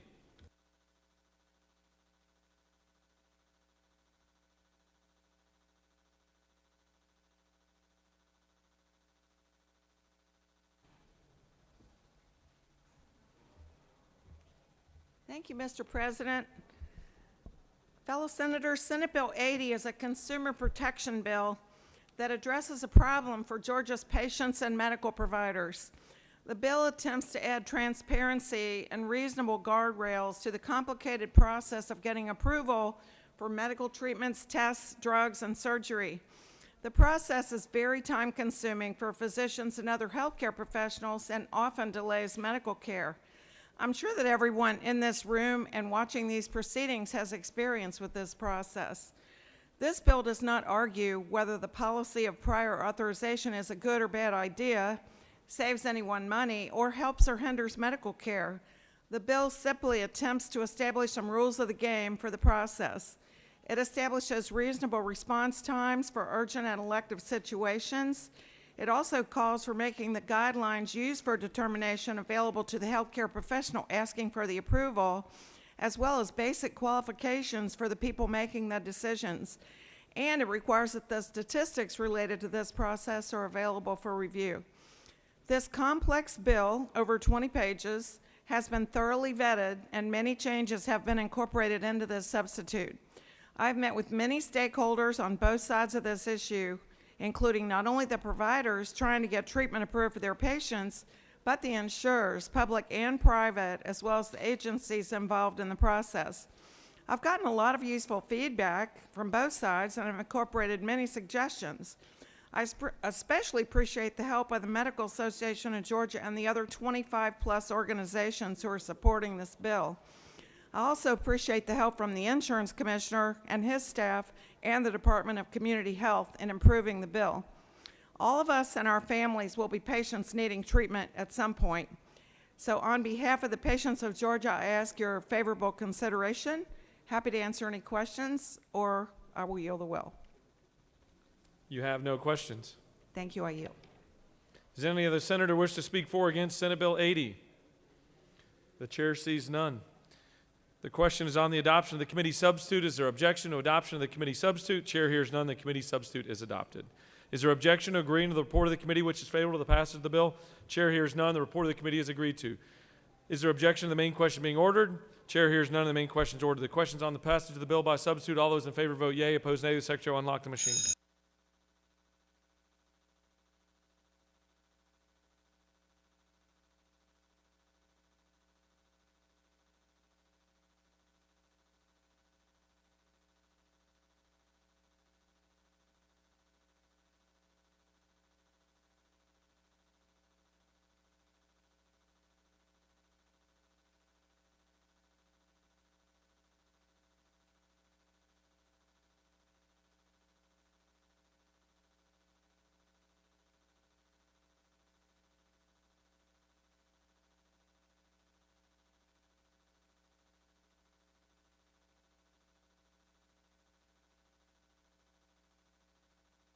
Have all senators voted? Mr. Secretary, please close the machine. On the passage of the bill, the yeas are 50, the nays are 0. This bill, having received the requisite constitutional majority, is therefore passed by substitute. Mr. Secretary, can you please read the caption of Senate Bill 82? Senate Bill 82 by Senator Al of the 48th and others, a bill to be entitled an act to amend Chapter 11 of Title 31 of the OCGA relating to emergency medical services so as to clarify that the prudent layperson standard is not affected by the final diagnosis given. The Senate Committee on Insurance and Labor recommends that this bill do pass by substitute. Respectfully submitted, Senator Burke of the 11th. Senate Insurance and Labor Committee offers the following substitute to Senate Bill 82, a bill to be entitled an act to amend Chapter 11 of Title 31 of the OCGA relating to emergency medical services so as to clarify that the prudent layperson standard is not affected by the final diagnosis given. This completes the order, Mr. President. Chair recognizes the senator from the 48th. Let me see all the way in the back there. Freshman senator from the 48th. To present Senate Bill 82. Just as a reminder, I think we've got 30 minutes for debate. You don't have to use it all. Thank you, Mr. President. And yes, this is my first bill. Giddy up. Let's go. Take this off. Everyone's so ready for this. It's very exciting. Thank you, Mr. President. And thank you to my colleagues for allowing me to present Senate Bill 82, which is a patient protection bill which seeks to clarify insurance coverage of emergency medical care, which is something that we all could need sometime. This is a bipartisan bill. It's a very straightforward bill, and it closes a harmful loophole, and with your favorable consideration today, we could really help a lot of patients. So first, I want to frame the scope of the problem that we'd be solving together. So for the past few years, we've been hearing in the media and in our own communities from our constituents about this phenomenon of insurance companies denying claims for emergency medical care when they, the insurance companies, decide after the fact that the patients presenting symptoms or concerns don't qualify as emergencies. So let's be clear about what I'm talking about here. I'm not talking about patients driving in to the ER with a hangnail or with stuffy noses, right? I'm talking about patients brought in with crushing chest pain. I'm talking about patients with broken bones after car accidents and domestic abuse. I'm talking about patients with gunshot wounds and patients in critical sickle cell crisis necessitating hospitalization. These are examples of real claims denied by insurance companies that reviewed patient records afterwards and determined that these reasons did not meet the correct threshold for emergency care. So just very quickly, because it's important to this bill, let's talk about the prudent layperson standard, which is the legal precedent on which this legislation, SB 82, is based. The prudent layperson standard requires insurers to cover services where a, quote, rational person without professional or specialized knowledge in medicine would believe their conditions to be one of many emergency medical conditions. For example, heart attack, stroke, severe injury, threatening bodily function, and the like. The skill set of a medical professional, particularly in the emergency room, is to identify and evaluate these dangerous symptoms, work them up, and treat them when they're found, and provide reassurance if the symptoms are thankfully determined to be non-life-threatening. But lots of times, and we know this, even upon presentation to the emergency department, even the medical staff cannot determine or delineate immediately between a life-threatening emergency or another condition. That's in fact why patients go to the emergency room in the first place, to allow medical professionals to do this workup and make those determinations when they're there. It's really not reasonable for insurance companies to expect patients without specialized medical knowledge, let alone access to laboratory and other diagnostic facilities, to make these determinations on their own. It's not fair to patients to flip to the last page of the story in the chart, read the answer, and say, well, you should have known better than to go in. So in 2018, the Georgia House of Representatives commissioned a study report into this very issue of retroactive emergency claims being denied by insurance companies. And this report from 2018, from right across the hall, found many instances in which the insurance company's own metrics were violated and the prudent layperson standard was met, but the claims were still denied. So in the words of this House study report, which was also bipartisan, quote, Georgia legislators should consider response to harmful ER policies and the challenges outlined in this report to prevent patients from unfairly carrying the costs of emergency medical services. This is exactly what my bill aims to do, to close this loophole in the current insurance code and ensure that these qualified claims are covered regardless of final diagnosis. And I'm going to just repeat that part again, regardless of final diagnosis, because that's really the key to this bill. So let's walk through the bill. This is going to be short because the clarifications to the current insurance code are very straightforward. No one be freaked out that the bill is 17 pages long. The actual meat of it is very short. So all this bill has done was to add this language, quote, regardless of final diagnosis, to 6 sections in the current insurance code. And I can walk you through which lines those are. I don't necessarily think you're interested in it, but I have all those lines if you want to walk through it with me. There was also one substitution to this bill, which was very minor. It was a single word edit in line 58, which just changed the word, quote, disposition to the word diagnosis, and that was just to ensure that the terminology was consistent throughout the entire bill. So bringing this back to the real world where we live. And in closing, there are two harms incurred when insurance companies deny coverage for emergency medical care. So the first harm that we've talked about is that patients are unfairly burdened with the debilitating cost of this care, right? We understand that.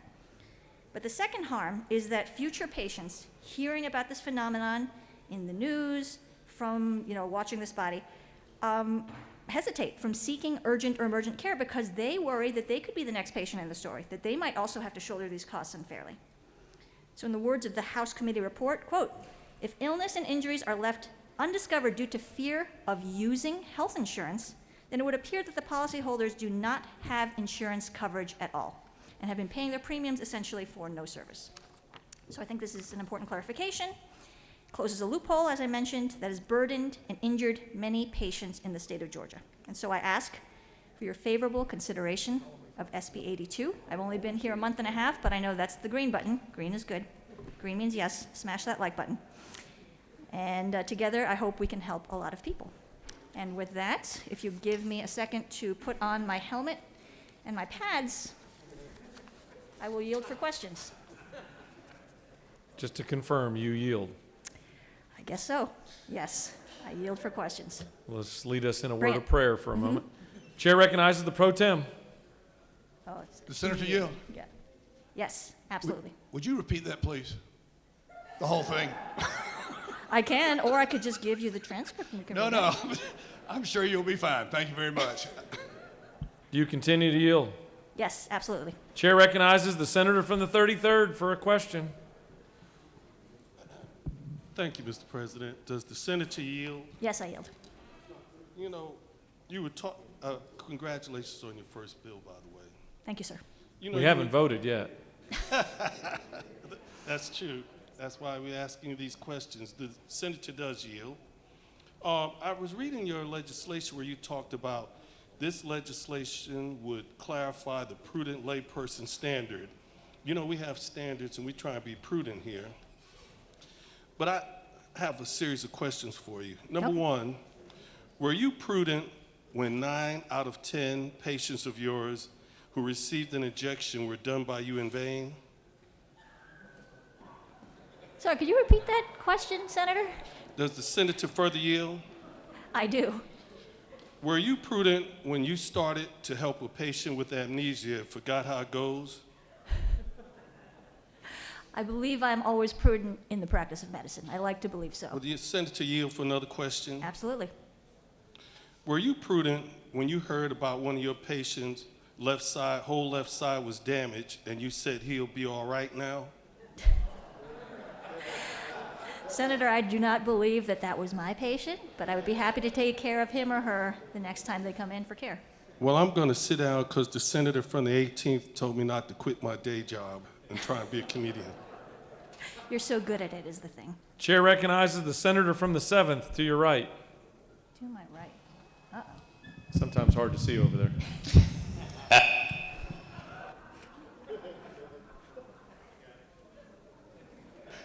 I'll get you back. Thank you, Mr. President. Will the distinguished freshman senator yield? I will. In this, is it not true that in this body that we do everything that we can to be truthful in the legislation that we present and the legislation that we bring forward? Is that not true? Senator, I hope that is the case. Amen. So I'm just curious as to why you may or may not have mentioned on line 160 the change that we're making there. Line 160. All right, let me pull this up. I see. The senator brings up an excellent point, and this change was actually so minor that I did not bring it up, but thank you for catching it because I want to make sure that everyone is aware of this important change. Well, I just wanted to make sure that everybody in this body knows that what all the changes that we're making in the underlying bill, is it not true that that's what we just want to make sure that that's accurate? Absolutely, and it becomes more accurate with the change, so thank you for pointing that out. Accuracy is what we strive for. Does the senator further yield? Absolutely. Can you tell this distinguished body what ZIP stands for? Oh my goodness, it stands for Zone of Improved something.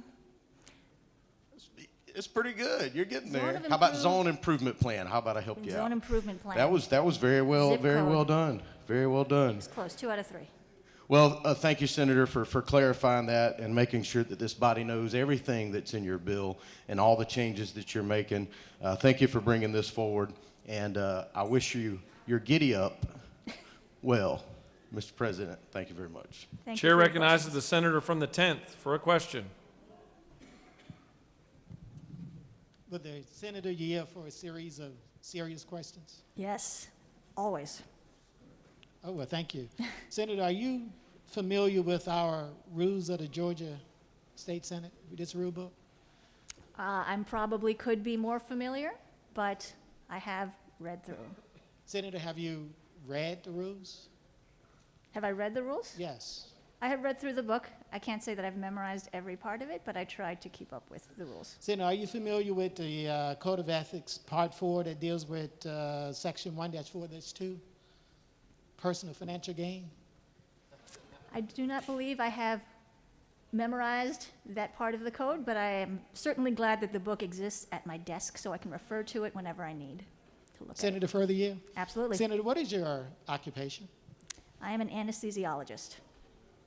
Anesthesiologist. That is correct. Is there any way that you could benefit financially from Senate Bill 82?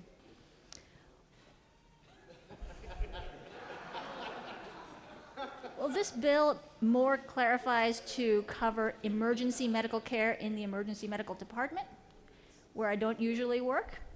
But my goal of the bill is to protect patients. So the goal is not a physician protection bill. The goal is to be a patient protection bill, and it is also supported by 41 patient advocacy groups throughout the state of Georgia. But thank you, Senator. Senator, further yield? Absolutely. Senator, are you familiar with Code Section 1-4-.4? I would ask the senator That deals to with read through it. conflicts of interest? I would love for you to read through it, and I would be more familiar. Well, I'm just asking the question, are you familiar just with conflicts of interest and whether or not this bill will present a conflict of interest for someone like yourself? Absolutely, and usually before medical conferences when we present, we do have to disclose if we have any conflicts of interest before our presentation. I do not have any conflicts of interest relative to this particular bill. Good answer, Senator. Senator, further yield, one final Yes, question. absolutely. Senator, are you familiar with Code Section 1-4.7, sexual harassment? I believe Sexual I harassment?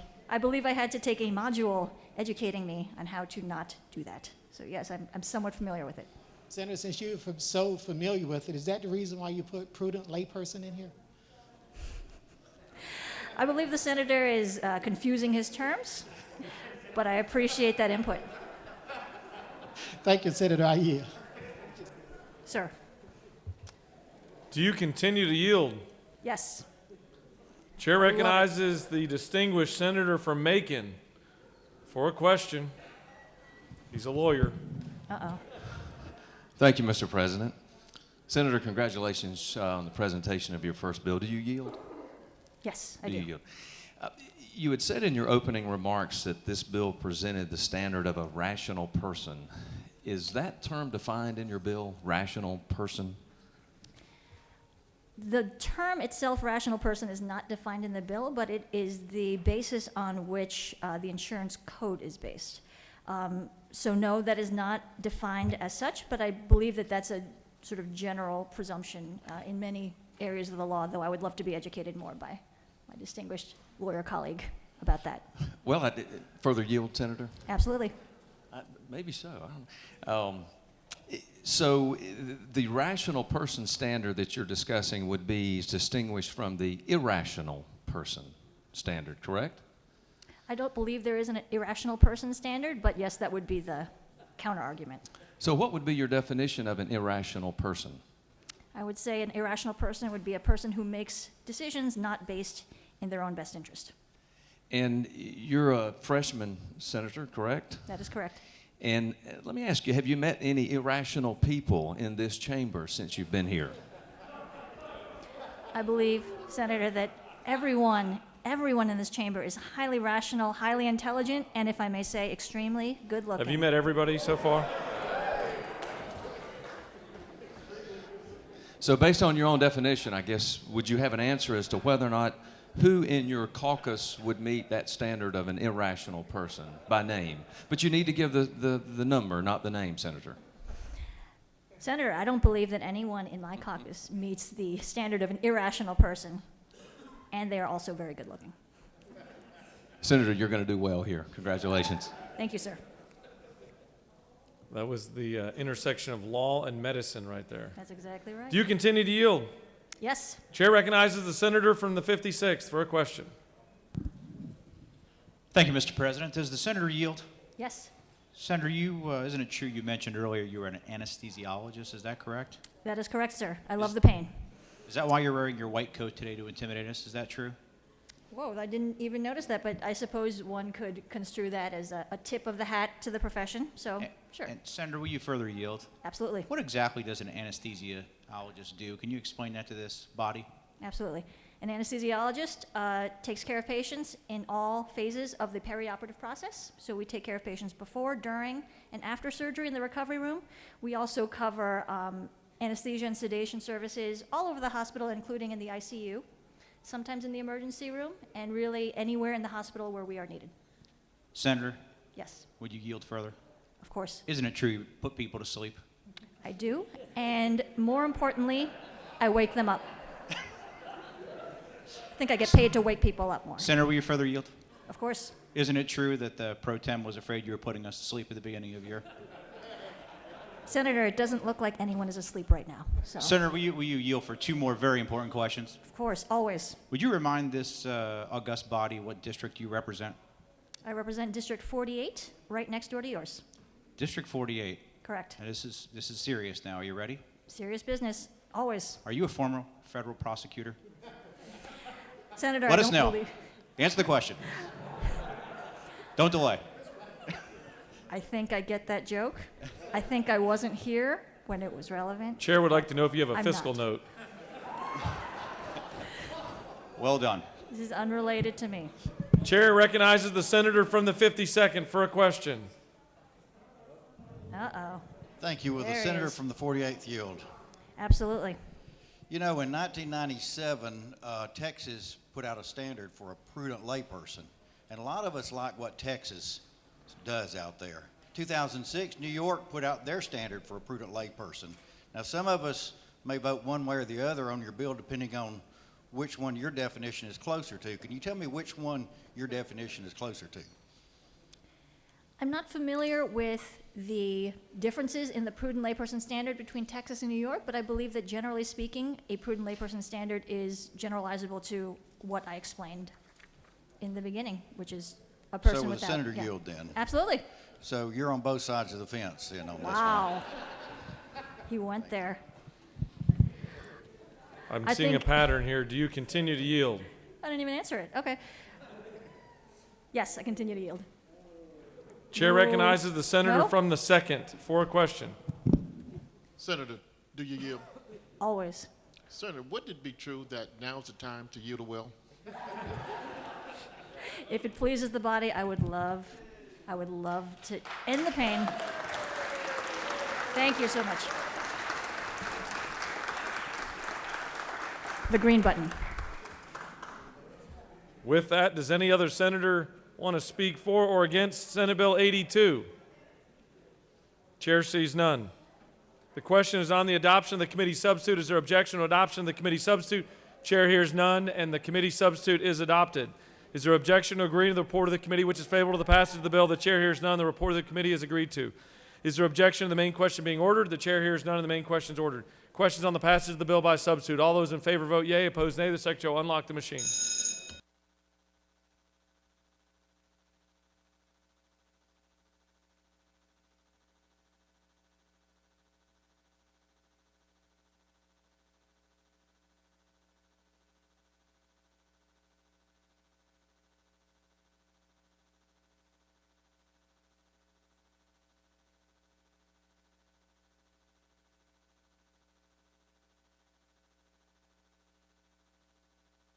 Have all senators voted? Mr. Secretary, please close the machine. On the passage of the bill, the yeas are 50, the nays are 1. This bill, having received the requisite constitutional majority, is therefore passed by substitute. Must be a freshman thing.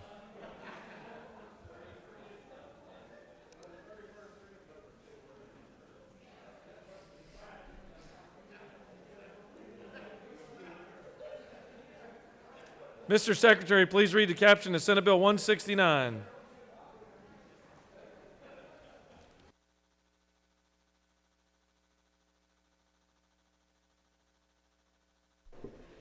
Senate Bill 169 by Senator Walker of the 20th and others, a bill to be entitled an act to amend Article 1 of Chapter 10 of Title 13 of the OCGA, relating to general provisions regarding contracts for public work, Code Section 32-2-70 of the OCGA relating to bonds of successful bidder. The Senate Committee on Insurance and Labor recommends that this bill do pass. Respectfully submitted, Senator Burke of the 11th. This completes the order, Mr. President. Chair recognizes the senator from the 20th to speak to Senate Bill 169.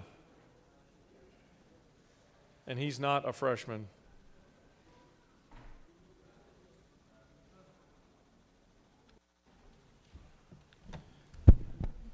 Thank you, Mr. President. Good afternoon, colleagues.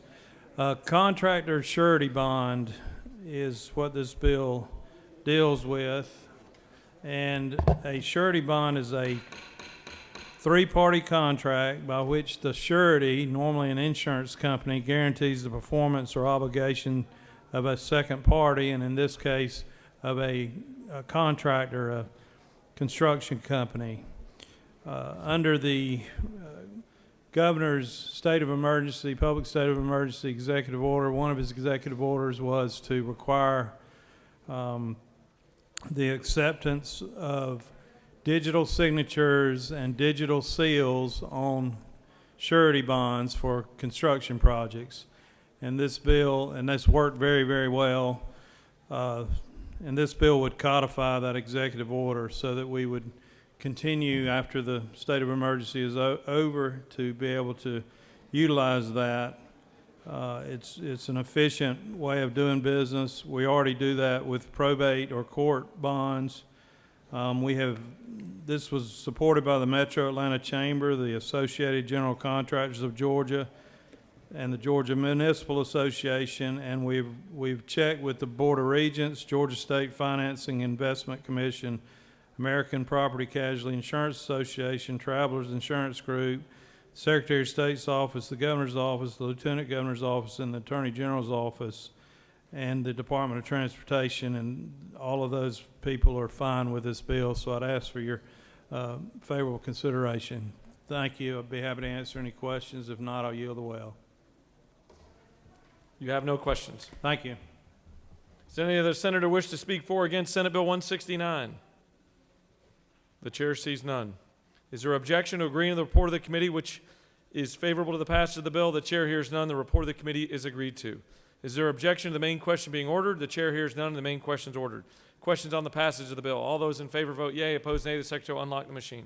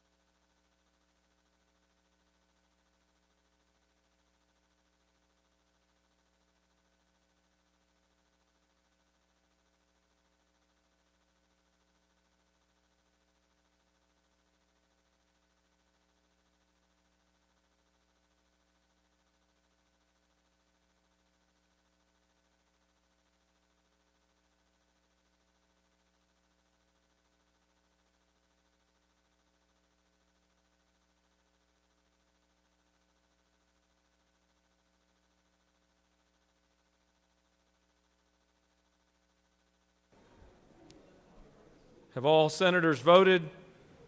Mr. Secretary, please close the machine. On the passage of the bill, the yeas are 50, the nays are 0. This bill, having received the requisite constitutional majority, is therefore passed.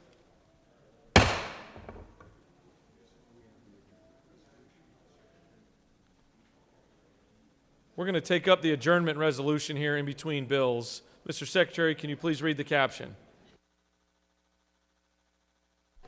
House Bill 264 by Representative Burns of the 159th, a resolution relative to meetings and adjournments of the General Assembly and for other purposes. This completes the order, Mr. President.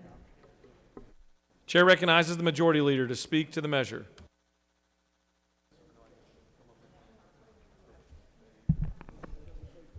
Thank you, Mr. President. Members of the Senate, this is the resolution that we talked about last Friday. It got out of the House well after we had adjourned for the day, so it's brought to us today. No changes from what we talked about last Friday. You see the dates on there, with the crossover being on March 8th.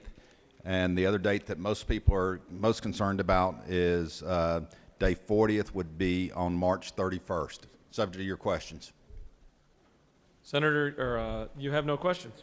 Thank you, Mr. President. I ask for your favorable vote, and I yield the well. Any other senator wish to speak for or against the resolution? Chair sees none. Is there objection to agreeing to the report of the committee which is favorable to the adoption of the resolution? The chair hears none. The report of the committee is agreed to. Is there objection to the main question being ordered? Chair hears none, and the main question is ordered. Questions on the adoption of the resolution? All those in favor of the resolution vote yea. Opposed, nay. The secretary will unlock the machine.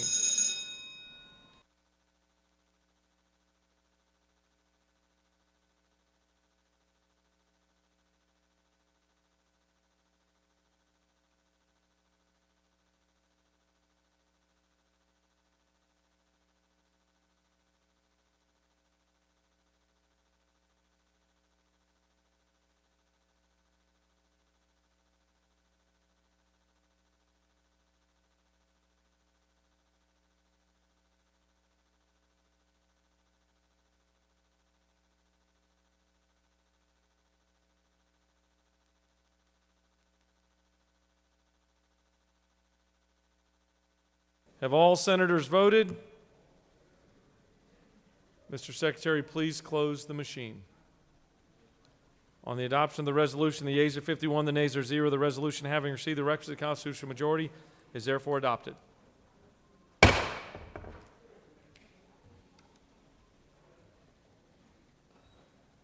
Mr. Secretary, please read the caption of Senate Bill 185.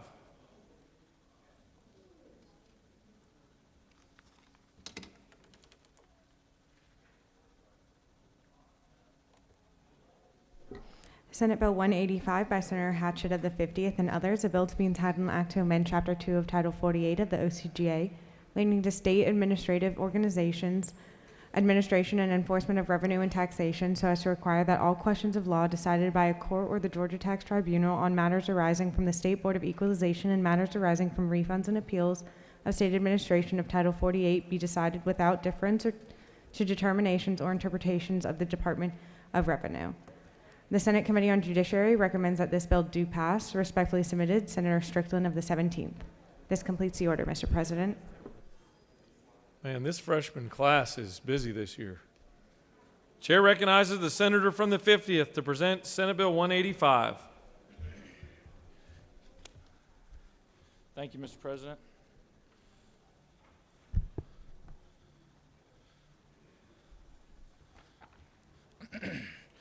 As a taxpayer and small business owner, it's my pleasure to bring Senate Bill 185, which attempts to level the playing field for taxpayers in the state of Georgia. As it stands now, taxpayers challenging administrative interpretations of Georgia tax laws face an uphill battle due to the fact that a federal judicial doctrine often requires Georgia courts, including the tax tribunal, to defer to the Department of Revenue's interpretation of ambiguous laws and regulations, even if the taxpayer's interpretation is better. This bill would eliminate this formulaic deference to the Department of Revenue's interpretations which have not been subject to public comment or legislative review, thereby allowing qualified judges to better exercise their duties to interpret the laws and fulfill the mission of the Georgia Tax Tribunal as an impartial forum. This is a good bill for Georgians. This is a good pro-business bill for the state of Georgia and taxpayers, and for those reasons I ask for your favorable consideration. Do you yield for questions? Yes, I do. Chair recognizes the senator from the 7th for a question. Thank you, Mr. President. It's a little loud. It works. It does. Does the distinguished senator from the 50th yield? I do. Well, is this your second bill on the floor? Yes, it is. Good deal. And is it not true that you just had your first bill on the floor on Friday? That is true. That's pretty quick. So my question is how do you as a freshman, and you were the first freshman, I believe, on the floor with the second bill, is that correct? First freshman with a second bill. First freshman with a second bill. So how is it that you as a freshman got a second bill the next legislative day on the floor? You know, I think some of us may be wondering, do you have an inside track, an unfair advantage on the rest of your colleagues in this body? Do you bunk or live or room with the rules chairman or something? I mean... I'll tell you, I think I've got some really good bills, and it does help to know the rules chairman. Okay, all right. Well, I'm just trying to learn, and I'm sure my other colleagues are as well, how we can get some of our other bills on the floor, and we appreciate your insight on that. Thank you very much. They've got a couch open if you want to bunk with them. Chair recognizes your roommate, the distinguished rules chairman. Oh, boy. Senator Yield. Yes, I do. And thank you, Mr. President, for clearing that up, that we are roommates. We don't live together. Isn't that true? That is true. All right, thank you. Now, also, let me ask you, your predecessor was real big at being in the FFA. Is that true? That is true. Now, is it true that are you a member of the FFA? I'm not. Well, then are you the member of the FFBA? I'm trying my best. I'm trying my hardest to become a member of the Then you know what the FFBA is? The senator knows of what he speaks.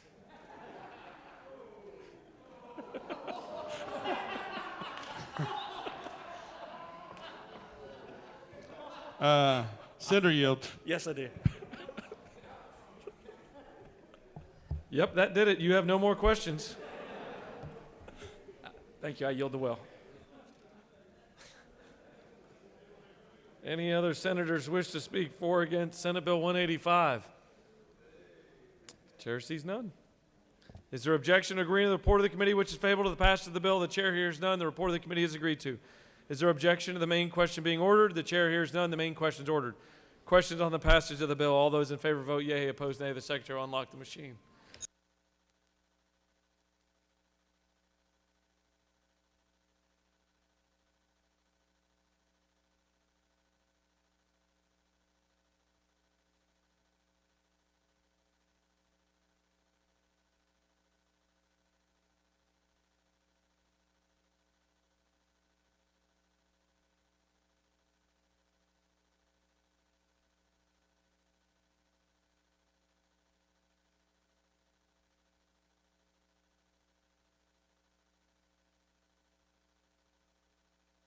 Have all senators voted? Have all senators voted? Mr. Secretary, please close the machine. On the passage of the bill, the yeas are 50, the nays are 0. This bill, having received the requisite constitutional majority, is therefore passed.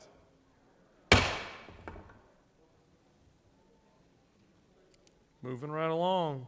Mr. Secretary, can you please read the caption of Senate Bill 235?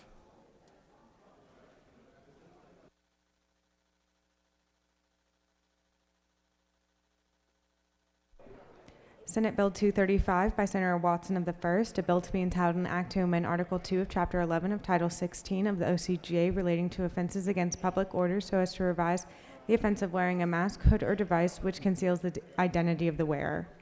The Senate Committee on Health and Human Services recommends that this bill do pass by substitute. Respectfully submitted, Senator Watson of the 1st.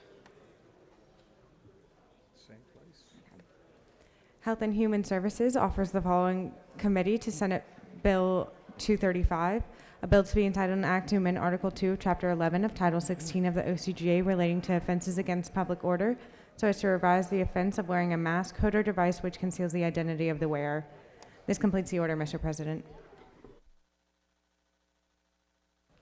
Chair recognizes the senator from the 1st to present Senate Bill 235.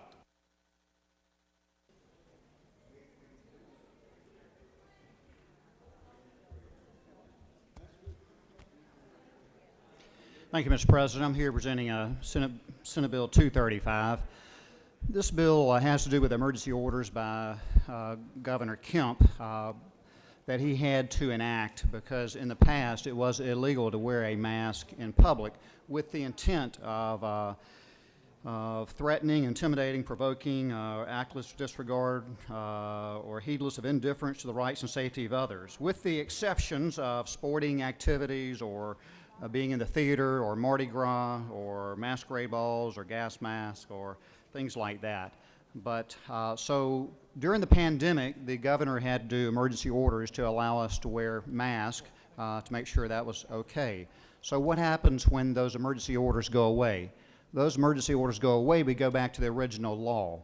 And this law was taken to the Georgia Supreme Court back a few years ago and was upheld in that the state of Georgia did have the right and the responsibility to require that you cannot wear a mask on public property or on private property without the written permission of that owner. That was targeted to certain groups in our state, and that was ruled legal in the state of Georgia. So what this bill does is, if you'll look, it allows, we did do some cleanup language. That's what's in the first part of the bill. And then the very last part of the bill is it will be okay to wear a mask for another exception, and that will be if your physician or healthcare agency asks you to wear a mask. In other words, if someone who's had chemotherapy and their immune system may be low, you would ask them to wear a mask to prevent infectious disease or catching some illness. Or in our situation with the pandemic, if COVID is still floating around, so to speak, and emergency orders are over, it would certainly be fine for you to wear a mask. Or maybe in the future, we'll be more attuned to wearing a mask maybe during flu season. Maybe when somebody comes into my office and I see them, should they be wearing a mask and should I be wearing a mask? Probably so. So this allows that. This cleans up that language and allows for masks to be worn in, from a healthcare perspective. Mr. President, I'll be happy to answer any questions. You have no questions. Thank you. I'd ask for your favorable consideration. Thank you very much. Does any other senator wish to speak for or against Senate Bill 235? The chair sees none. The question is on the adoption of the committee substitute. Is there objection to adoption of the committee substitute? Chair hears none. The committee substitute is adopted. Is there objection to agreeing to the report of the committee which is favorable to the passage of the bill? The chair hears none. The report of the committee is agreed to. Is there objection to the main question being ordered? The chair hears none. The main question is ordered. Questions on the passage of the bill by substitute. All those in favor vote yea. Opposed nay. The secretary will unlock the machine.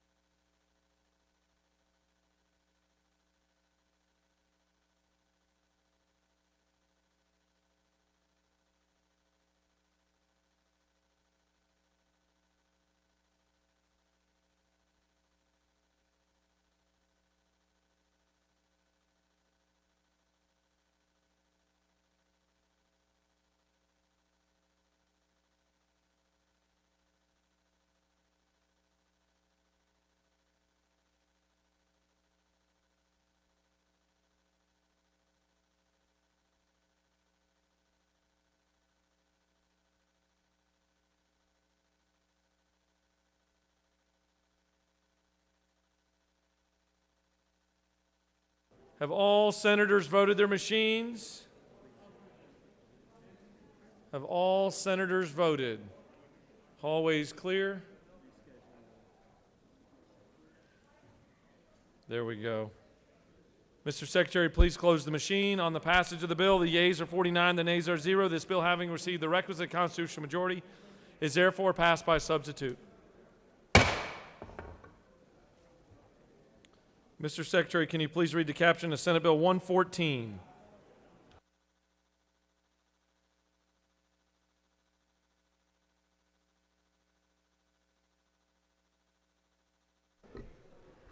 Senate Bill 114 by Senator Robertson of the 29th and others, a bill to be entitled an act to amend Chapter 1 of Title 43 of the OCGA relating to general provisions relative to professions and businesses, so as to revise the grounds for refusing to grant or revoking a license. The Senate Committee on Judiciary recommends that this bill do pass. Respectfully submitted, Senator Strickland of the 17th.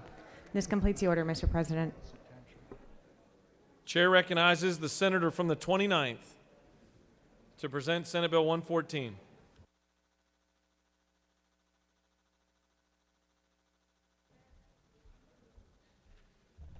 Thank you, Mr. President.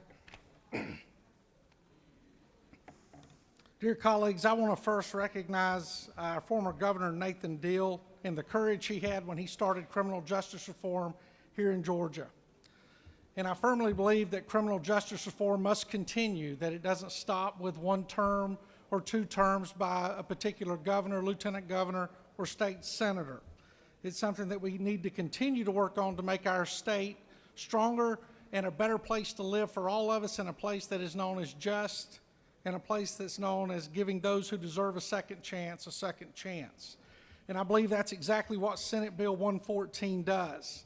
In this bill, we amend Chapter 1 of Title 43 of the Official Code of Georgia, annotated, in order to let men and women who have completed the incarceration portion of their sentence, and when they're released out on probation, that if they have the ability to obtain a professional license outside of prison, or if they have obtained a professional license in prison, or if they possessed a professional license prior to being arrested and incarcerated, as long as that license they had prior was not associated with the felony for which they were convicted, then the day they come out of prison, they should be able to go to work and pursue good work, good paying work, that they can take care of themselves and take care of their families if need be.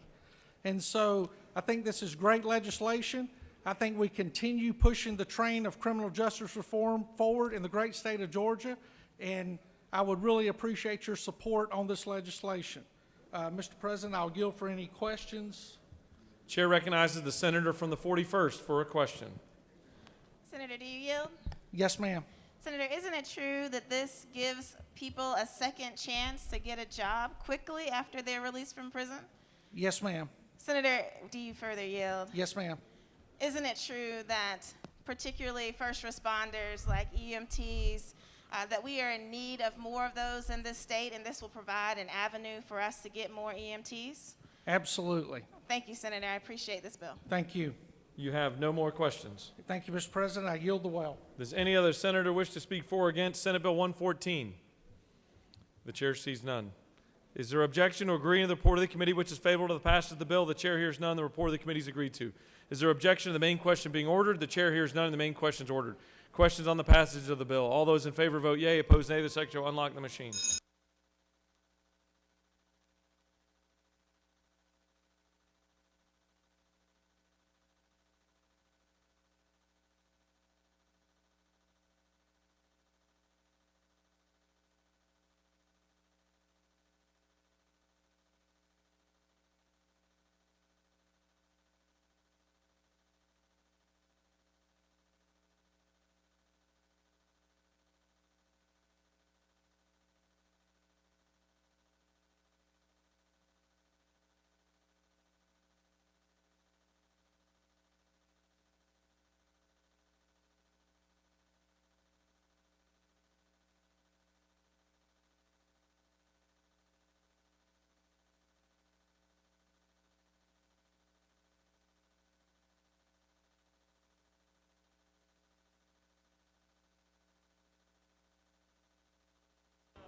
Have all senators voted? Have all senators voted? Got a thumbs up in the hallway. Mr. Secretary, please close the machine. On the passage of the bill, the yeas are 48, the nays are 0. This bill, having received the requisite constitutional majority, is therefore passed.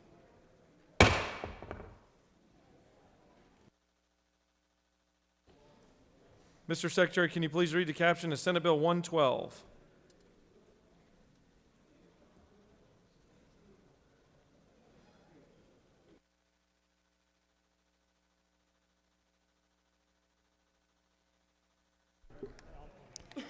Senate Bill 112 by Senator Harbin of the 16th and others, a bill to be entitled an act to amend Chapter 25 of Title 33 of the OCGA relating to life insurance, so as to require annual notification to policy owners and requested beneficiaries of the existence of such policies, to require insurers to review the National Association of Insurance Commissioners' life insurance policy locator on a quarterly basis. The Senate Committee on Insurance and Labor recommends that this bill do pass by substitute. Respectfully submitted, Senator Burke of the 11th. Insurance and Labor offers the following substitute to Senate Bill 112, a bill to be entitled an act to amend Chapter 25 of Title 33 of the OCGA relating to life insurance, so as to require annual notification to policy owners and requested beneficiaries of the existence of such policies, to require insurers to review the National Association of Insurance Commissioners' life insurance policy locator on an annual basis. This completes the order, Mr. President. Chair recognizes the senator from the 16th to present Senate Bill 112.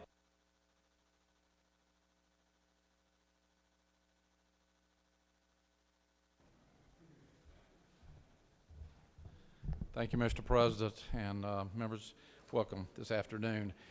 This bill has been through our chamber once before, but got killed out or died out in the House.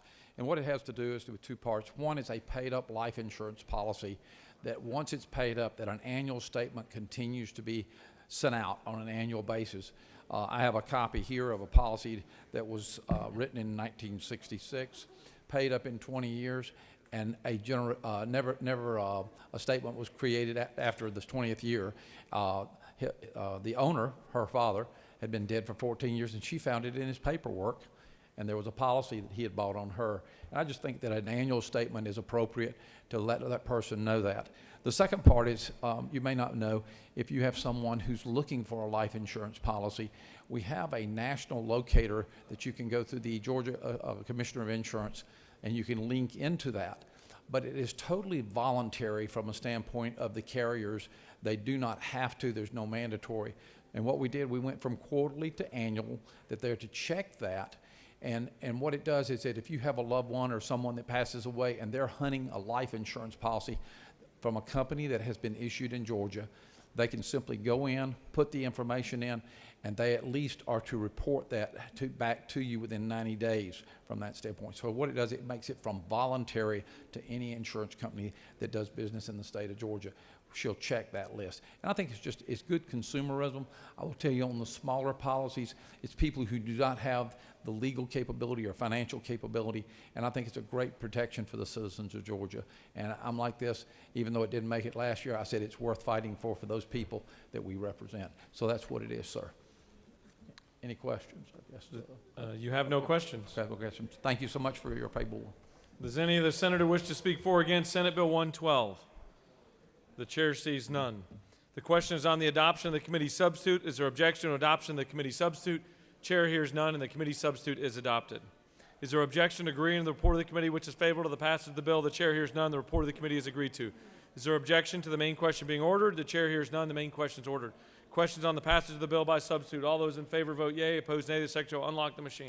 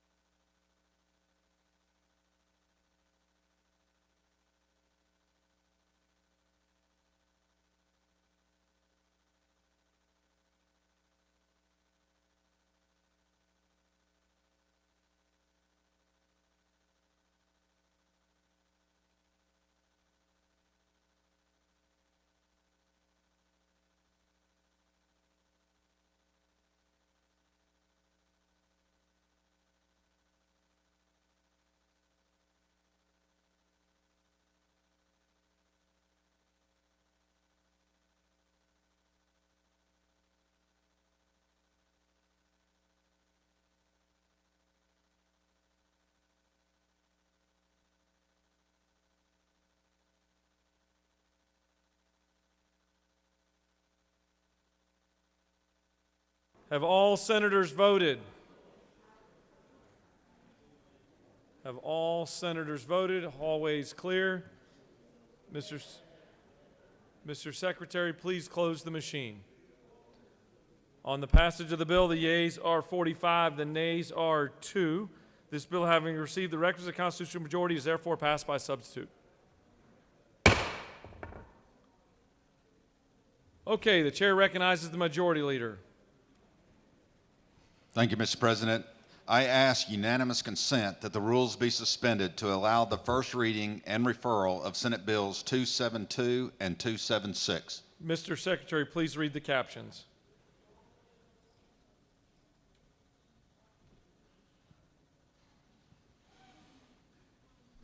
Senate Bill 272 by Senator James of the 35th and others, a bill to be entitled an act to amend Chapter 8 of Title 50 of the OCGA relating to Department of Community Affairs so as to create the Racial Equity and Reconciliation Commission of Georgia. This completes the order, Mr. President. Senate Bill 276 by Senator Kennedy of the 18th, a bill to be entitled an act to amend Chapter 15 of Title 36 of the OCGA relating to county law libraries so as to allow county governing authorities to authorize the charging and collection of law library fees in county recorders courts and magistrate courts. This completes the order, Mr. President. The majority leader has asked for unanimous consent that the rules be suspended to allow the first reading and referral of Senate Bills 272 and Senate Bill 276. Is there objection? Chair hears none and assigns Senate Bill 272 to Government Oversight and Senate Bill 276 to Judiciary.